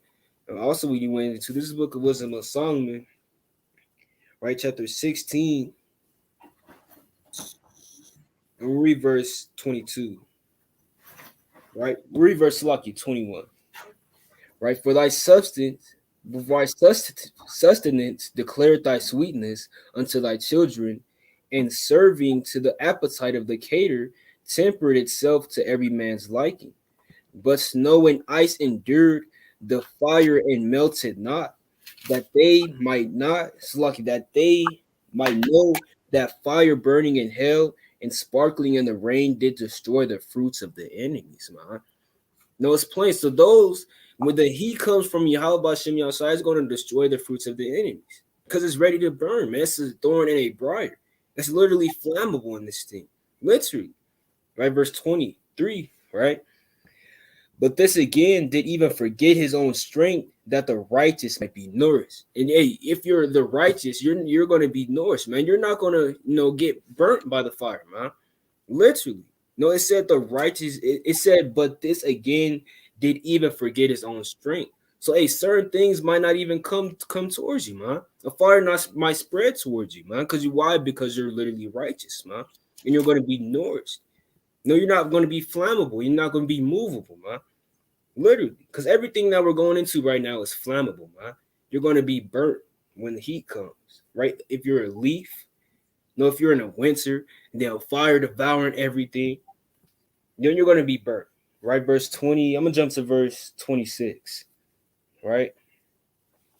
Come. That thy children, O Lord, whom thou lovest, might know that it is not the growing of fruits that nourished man, but that is thy word which preserveth them that put their trust in thee. That's plain upon tables. Damn, you could be healthy, man, but are you with the Lord? But are you clothed with the Lord? No, it's plain upon tables, right? Verse 27. For that which was not destroyed of the fire being warmed with a little sunbeam soon melted away, that it might be known that we must prevent the sun to give thee thanks, and to the day spring pray unto thee, man. Plain upon table. So hey, we literally have to be in the truth. That's what it's going into. You have to be the righteous and be in the truth to even let certain things pass by you, man. Because when Yahweh comes back and that sun come, the winter's over, there's going to be certain people that are going to be burnt in those times. Literally, right? Verse 29. Right? For the hope of the unfaithful shall melt away as the winter's horrors, and shall run away as unprofitable water. I'm playing upon tables. So certain things are going to melt away, man. The hope in the unrighteous. And what they hope is for Babylon to go further. Damn, push this damn so-called RFID chip out. And the damn, what else? The damn vaccine. They're trying to vaccine everybody, man. That's the hope of the unrighteous. Is they're going to melt away as a snow when that being cometh, man. That's playing upon tables. Come. Mm-hmm. Come, man. That's right, man. See that? Come. So yeah, it's a spiritual winter. All right, it's a spiritual winter out here, right? But guess what? What's after winter? Like how we said, spring. And that springtime is that kingdom of heaven. You know what I'm saying? When the sun comes out, hey, the animals come out as well. What animals are dwelling outside, right, during the winter? You have wolves, owls, damn predators, well, I don't know, polar bears, but that you have the regular bear, is in the cave somewhere, man, hibernate. They're not outside just roaming around. You know what I'm saying? They're actually inside hibernating. So in the spiritual winter, you have wolves out here, and so who are the wolves on the spiritual level? These false prophets, right? Like how we brought out in the book of Acts chapter 20, Paul talks about the grievous wolves, right? These damn I believe Tazaiyar brought it out too, right? But yeah, you have these wolves, these predators out here, right? Seeking these prey, right? Got wolves out here, you know, trying to devour you up. That's why we have to walk circumspectly in this truth and during this time right now, because it's the spiritual winter, right? It's the spiritual winter, right? Let's go to the let's go to this, right? Let's go to this. So, it's a lot of like I said, that's not the only fold, right? That's not the only fold because, as much as we're in the spiritual winter, we're also in the spiritual time of harvest as well, right? In which the Lord is going to come and reap the harvest, right? So it's manifold, all right? It's manifold. Okay, the scriptures get like that. Scriptures get like that. Let's go to the book of Proverbs, chapter 20, verse 4. Right? It says, the sluggard will not plow by reason of the cold. Therefore shall he beg and harvest and have nothing. You see that? So the sluggard, he's not going to plow because of the cold. The cold makes you uncomfortable. And that's why you don't want to do anything when you're cold, man. Because you're like, you don't even want to move. You know what I'm saying? Because you're trying to preserve that heat and stuff, right? So the sluggard, he's not going to plow because of the cold. He's going to be like, man, it's too cold out, right? And, hey, on a physical level, right, brother, Texas, brother, hey, you going out to camp today? Looks outside, it's snowing. Hey, nah. It's too cold outside, right? Hey, Tazaiyar knows it snows out there. You know what I'm saying, in Colorado, right? Hey, there's times in Cali. All right, I know brothers are gonna laugh, but it seriously gets cold out here, man. Sometimes, right? It seriously gets cold out here. Hands numb. You know what I'm saying? Your hands get numb. All that stuff. Face is cold as hell, right? The wind. Sometimes it gets hella windy over here. So imagine that it's hella cold already, but it's windy. That's hell right there. But it seriously gets cold out here. So we can't be the brother on a physical level. Forecast says it's 44 damn degrees outside, and you don't go to camp because of that. No, we still doing the work of the Lord, man. Lord willing, right? Lord willing, we never stop doing the work of the Lord because it's damn 44 degrees outside. Who cares? Right? Who cares, man? Don't you think Yahweh Shah was cold sometimes? I'm pretty sure it got cold sometimes, man. But he was still teaching, still doing the work of the Lord.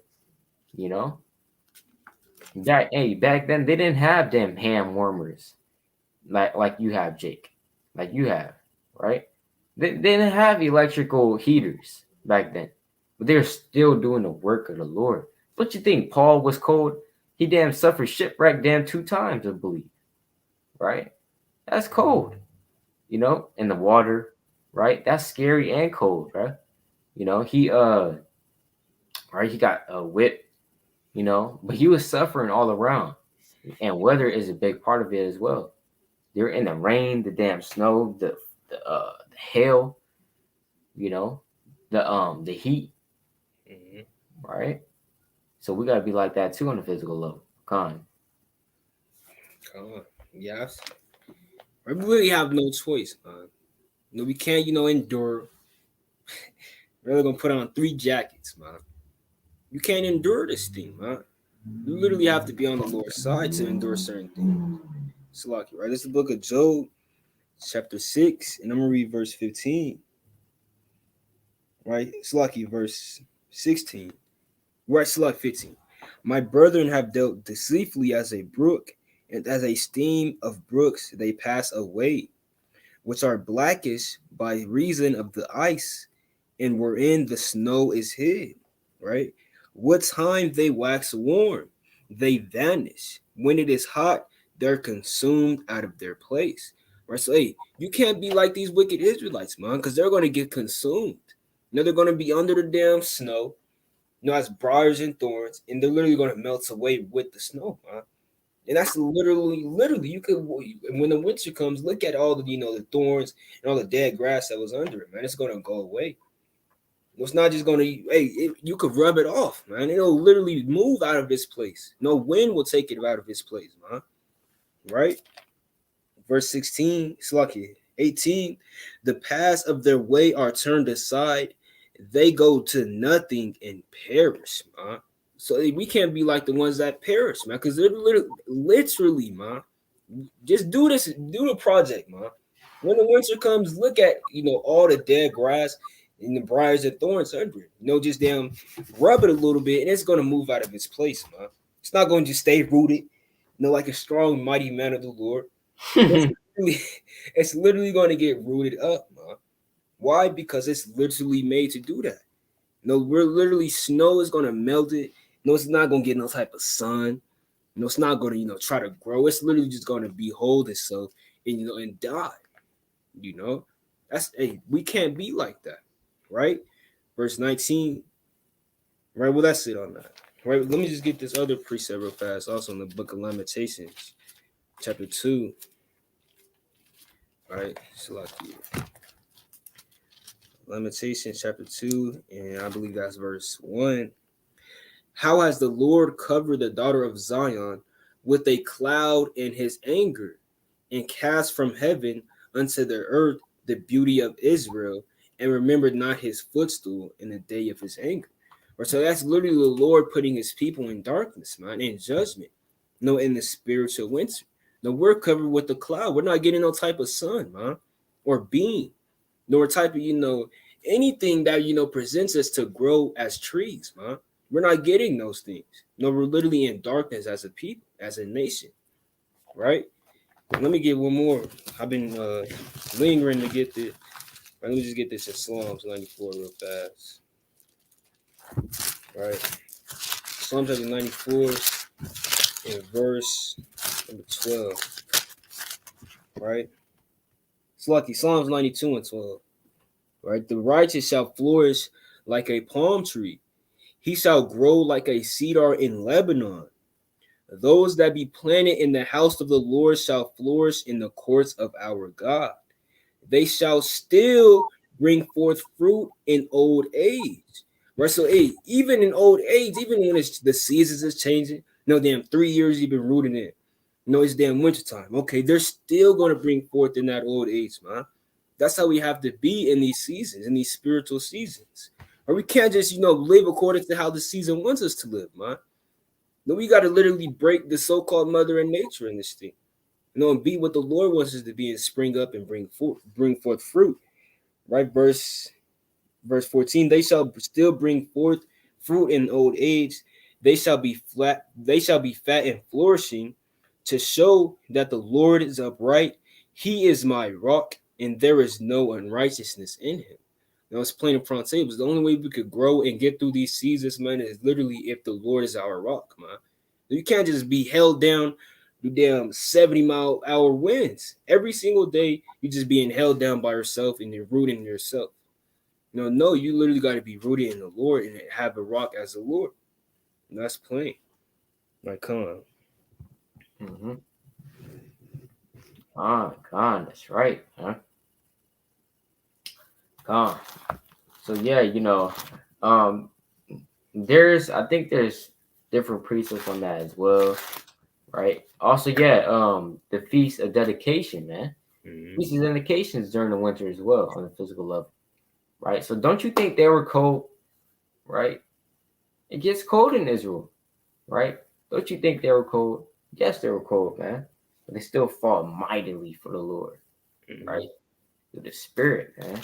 That's John 10:22, right? Going into the Feast of Dedication, right? It says, and it was at Jerusalem, the Feast of Dedication, and it was winter, and Yahushua walked in the temple in Solomon's porch. And did Yahushua just stay at the crib, stay at the crib by the fireplace? It's too cold out there, man. Feast of Dedication. I'm trying to dedicate myself to this fire. You know what I'm saying? Like, hey, hey, saying whatever, Hey, he was still on the move, bro. He was still debating people. You know what I'm saying? Hey, Yahushua, he got a stone right in this very same chapter, bro. right? In verse 31, it says, then the Jews took up stones again to stone him, right? He's still getting mocked, ridiculed, man, right? He was still doing the work of the Lord, right? So even though we're in this spiritual winter, we're blessed enough to have the Lord kind of take us, or not take us out, but give us light in this dark world, right? Because this world is dark right now, man. Let's get that precept real quick, right? The veil that was covered over many nations, right? Actually, I'll just get Isaiah 60, Isaiah 60 and 2, right? For behold, the darkness shall cover the earth, and gross darkness the people. For the Lord shall rise upon thee, and his glory shall be seen upon thee. Right? So gross darkness is covering the face of the whole earth right now, right? Remember, in the winter is the light, the darkness prevails, right? So this darkness that the Lord is causing to be spread upon the face of the whole earth, right? It's causing them to not be able to see and not be able to grow any fruit. Try growing a damn tree without any sunlight. You know, it's not going to grow, right? It's not going to grow. And the Lord actually is referred to, kind of, or Yahweh Shah, rather, right? Because remember, Yahweh Shah is that light as well. He's kind of referred to as the sun, or like the sunlight, you know.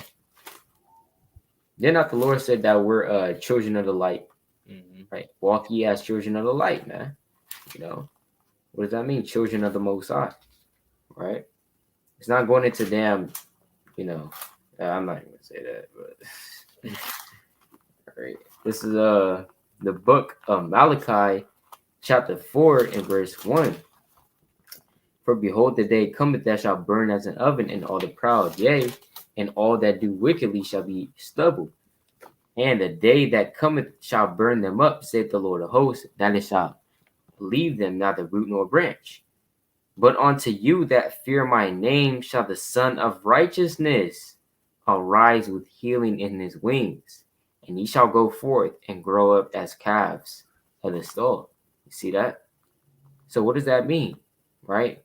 The Son, who is the Son of Righteousness? The Son of Righteousness is Yahweh Shah, right? And he shall come with healing in his wings to heal you, right? Verse 3, and ye shall tread down the wicked, giving you that spiritual power right there, right? Hunters, right? And you shall tread down the wicked, for they shall be ashes under the soles of your feet in the day that I shall do this, said Yahweh of hosts, right? So you're going to be treading down the damn wicked, man, right? If you're part of that number, the elect, right? One more precept, 2nd Ezra, chapter 13. Going to be treading down the wicked. 2nd Ezra, chapter 13, verse 52. And he said unto me, like as thou canst neither seek out, nor know the things that are deep in the sea, even so can no man upon earth see my Son, or those that be with him, but in the daytime. You see that? In the daytime, right? You can't see Yahweh Shah in the night, right? You can't see him in the night because it's dark. You need to be in the daytime if you got ears to hear, right?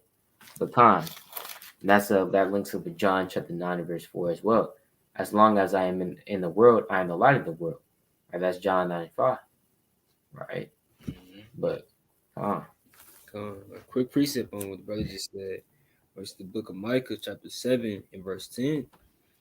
Then she that is mine enemy shall see it, and shame shall cover her, which said unto me, where is the Lord thy God? Mine eyes shall behold her. Now she shall be trodden down as the myrrh of the streets, man. So when they see Yahweh Shai come back, they're gonna know. They're gonna have certain people are gonna know, and then they're just gonna be trodden down as the myrrh of the streets, man. As dirt, as when you look at dirt, that's how flat they could be on the damn ground, man. They're gonna be flattened, man. right. We're about to precept, right? Where's the book? Well, let me just get this right. In Psalms chapter 97 and verse number 1. Right, the Lord reigneth, let the earth rejoice. Let the multitude of isles be glad thereof. Clouds and darkness are round about him. Righteousness and judgment are the habitation of his throne. A fire goeth before him, and burneth up his enemies round about him. His lightnings enlightened the world. The earth saw and trembled, man.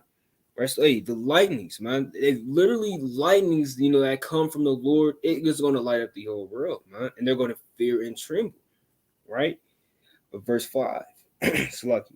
The hills melted like wax as the presence of the Lord, at the presence of the Lord of the whole earth. The heavens declare his righteousness, and all the people shall see Slaki, and all the people see his glory. Confounded all they that serve graven images, that boast itself of idols, worship him, ye of Slaki. Worship Slaki. Confounded. Graven images that boast themselves of idols and worship him, all ye gods. Right, so it's plain. The Lord is going to destroy these people with strange things, man. It's going to be lightning. That may snow might come down on the earth, man, and kill a lot of people. It's going to be a dark winter, like it was literally last year it was a dark winter, man. Around this time last year it was a dark winter. It's lucky about next month or the month after that. Before the kick of 2021 in this thing, it was a dark winter. I heard we used to hear that on the news and stuff, right? But just another precept, right? It's the Book of Wisdom of Solomon, chapter 17. All right, and I'm gonna read verse 2. Right, in Wisdom of Solomon 16 through 18. Those chapters are literally going in, to when the Egyptians were being destroyed. Right, but this is Wisdom of Solomon 17 and 2.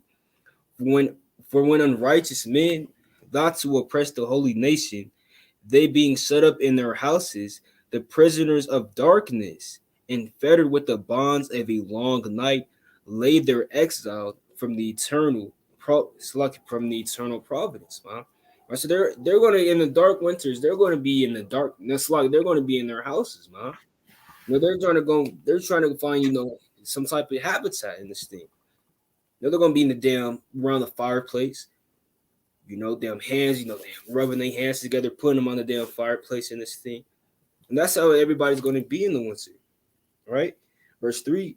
For while they supposed to lie hid in their secret sins, they were scattered under a dark vial of forgetfulness, being horribly astonished and troubled with strange apparitions.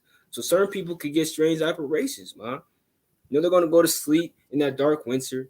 They'll have a damn bad dream. Somebody's going to break in the house, steal all the damn food, take the firewood. But things are like that are going to happen in the dark winter, man. Literally, in the judgment in the day of the Lord, right? We'll jump to verse 5, right? No power of the fire might give them light, neither could the bright flames of the stars endure to lighten that horrible night. So nothing's going to save you from the dark winter, man. It's plain upon tables. Nothing is going to save you from that dark winter, which is going to come from the Lord, and which is the day of the Lord, man. You can't just, damn live around the damn fireplace, man. Anything can happen, man. It's plain. Calm. Lucky. That's right, man. That's right. So it's manifold, man. One more point on the winter too, right? Because remember in the winter, when it gets cold, less light on a physical level, and also like the spirit of slumber, comes. The spirit of slumber, you kind of want to stay in, you want to sleep in. You know what I'm saying? The spirit of slumber also comes. And on the physical level, brothers already know what that means. Mm-hmm. People are sleeping. They're dead, but they're also sleeping as well, right? And it's easy to fall asleep. You know what I'm saying? It's easy to fall asleep. It's hard to wake up, though. Hey, you remember those days, man. Even for work, it's hella cold outside, man. Right? It's hella cold. You don't want to leave the comfort of your bed. You know what I'm saying? It's like, damn, it's hella cold out there, right? You might have to shovel damn driveway because there's, hella snow there, depending on where you live. right? But you don't want to get out your house. You don't want to get out your bed. You don't want to wake up. You don't want to go to work. You don't want to go to school because it's too cold. It's uncomfortable, right? So that's also on a spiritual level as well. You try to wake them up, right? It's like, hey, hey, wake up. We Israelites. You know what I'm saying? We God's chosen people. Grow out your beard, wear your fringes. Wake up. People will sometimes, hey, it's like, hey, stop, man. I don't want to wake up. God, they just like this, right? They got damn that like how we were talking about, that blanket's Christianity. Hey, saying, hey, we got a better blanket for you right here, man. Right? Better blanket. We got light here. We got flashlights or I don't know, right? Whatever, right? We got a bigger blanket. Hey, from the Lord. From the Lord. You know what I'm saying? Wool out of the finest linen, right? But hey, they're like, no, I'm cool, man, I'm cool, right? They don't want to get up. They don't want to wake up, right? So it is all spiritual, man. They start kind of blaming you, like, hey, why are you trying to wake me up? Right? Like, hey, there's even a precept on that, man. Right?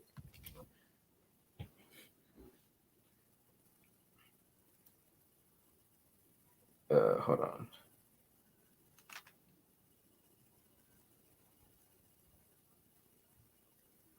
Right. This is the book. Hold on.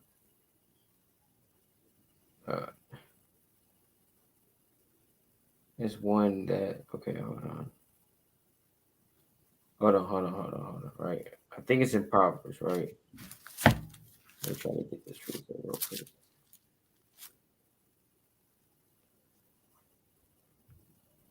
It's the book of. Oh, hold on. Lucky. Nope. Sorry. All right. Hold on. Bear with me.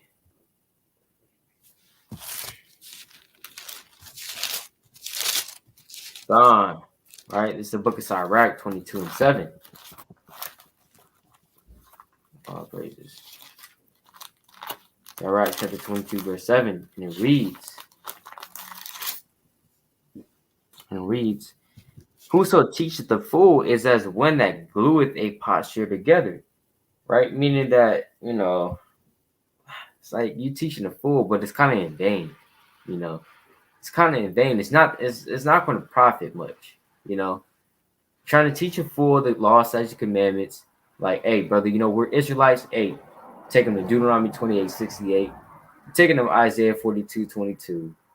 Taking them Revelation 1:14. Taking them to all these different precepts, right? Taking them to Exodus chapter 20 verse 2 is not, Revelation 11 and 8, whatever. You're trying to teach them that they're Israel. But let's say they're a fool. They're going to be like, what? After you taught them all this stuff, you know what I'm saying? And then the next thing you know, he's like, hey, so what's your nationality, brother? You're like, yeah, whatever. It pulls out a damn black and mild, starts like right in your face, man. Hey, that's madness, bro. A fool. That's a fool right there, right? Or he's just not there. He's just not there in the mind.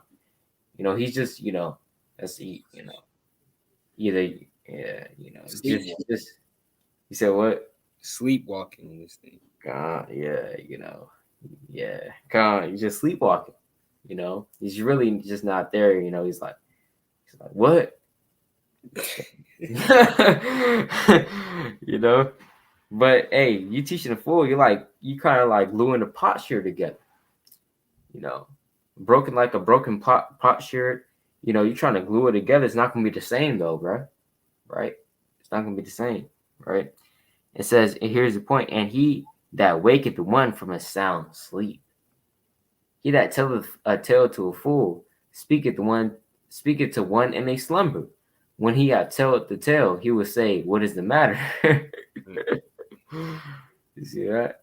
But you trying to wake up one from a sound sleep. See, these men in the world, they're in a sound sleep, in the spiritual winter right here. They don't want to get up, man. They're just happily sleeping, you know, happily sleeping. But because once you wake up, you got to deal with the cold. We're dealing with the cold, and it's true. We're dealing with the cold, man. You know, yeah. It's cold. It might get uncomfortable, but we have to deal with the cold, right? But all praise to the Most High. Come. Right, this is the book of Isaiah. Come, Isaiah chapter 28, and read verse 15. Right, so like 12. We'll read verse 11. Right, for with stammering lips and another tongue really speak to this people. Right, so it's literally another language, man. Fresh out of sleep. Hey, we want you in the truth, man. You're an Israelite. You're from the tribe of Judah. This and that. It's another language to people, man. It's like we're murmuring. It's like blah blah blah blah blah blah type stuff, man. That's how it sounds to them. They don't understand it, man. They're not spiritually discerned, right? Literally, right? Verse 12. To whom he said, "This is the rest wherewith ye may cause the weary to rest, and this is the refreshing, yet they would not hear." Right, so it's plain upon tables. This right here, this truth is the rest, man. This is the garment. This is the blanket.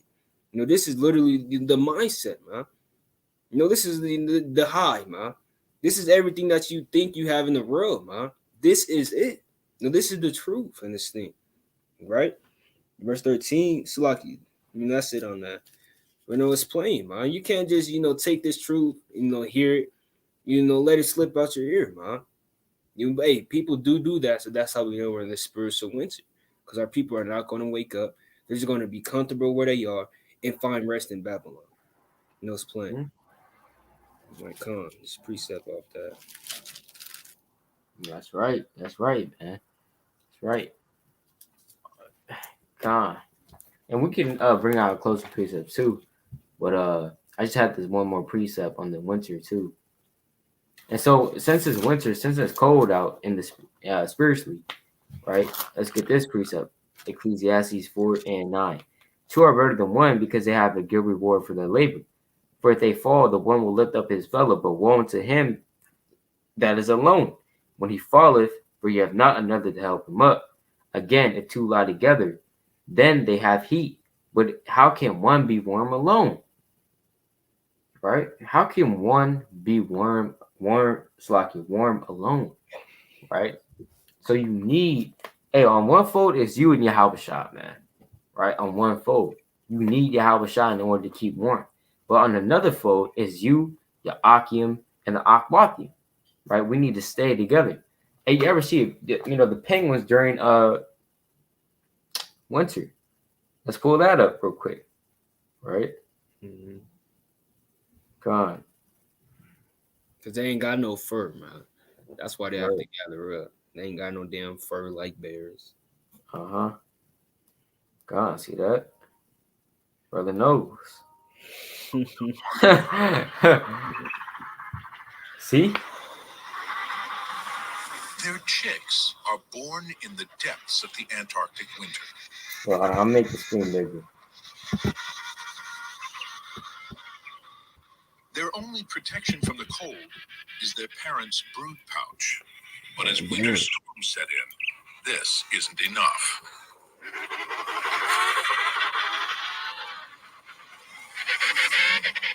As temperatures reach 40 below, even the adults' only chance of survival is to huddle together.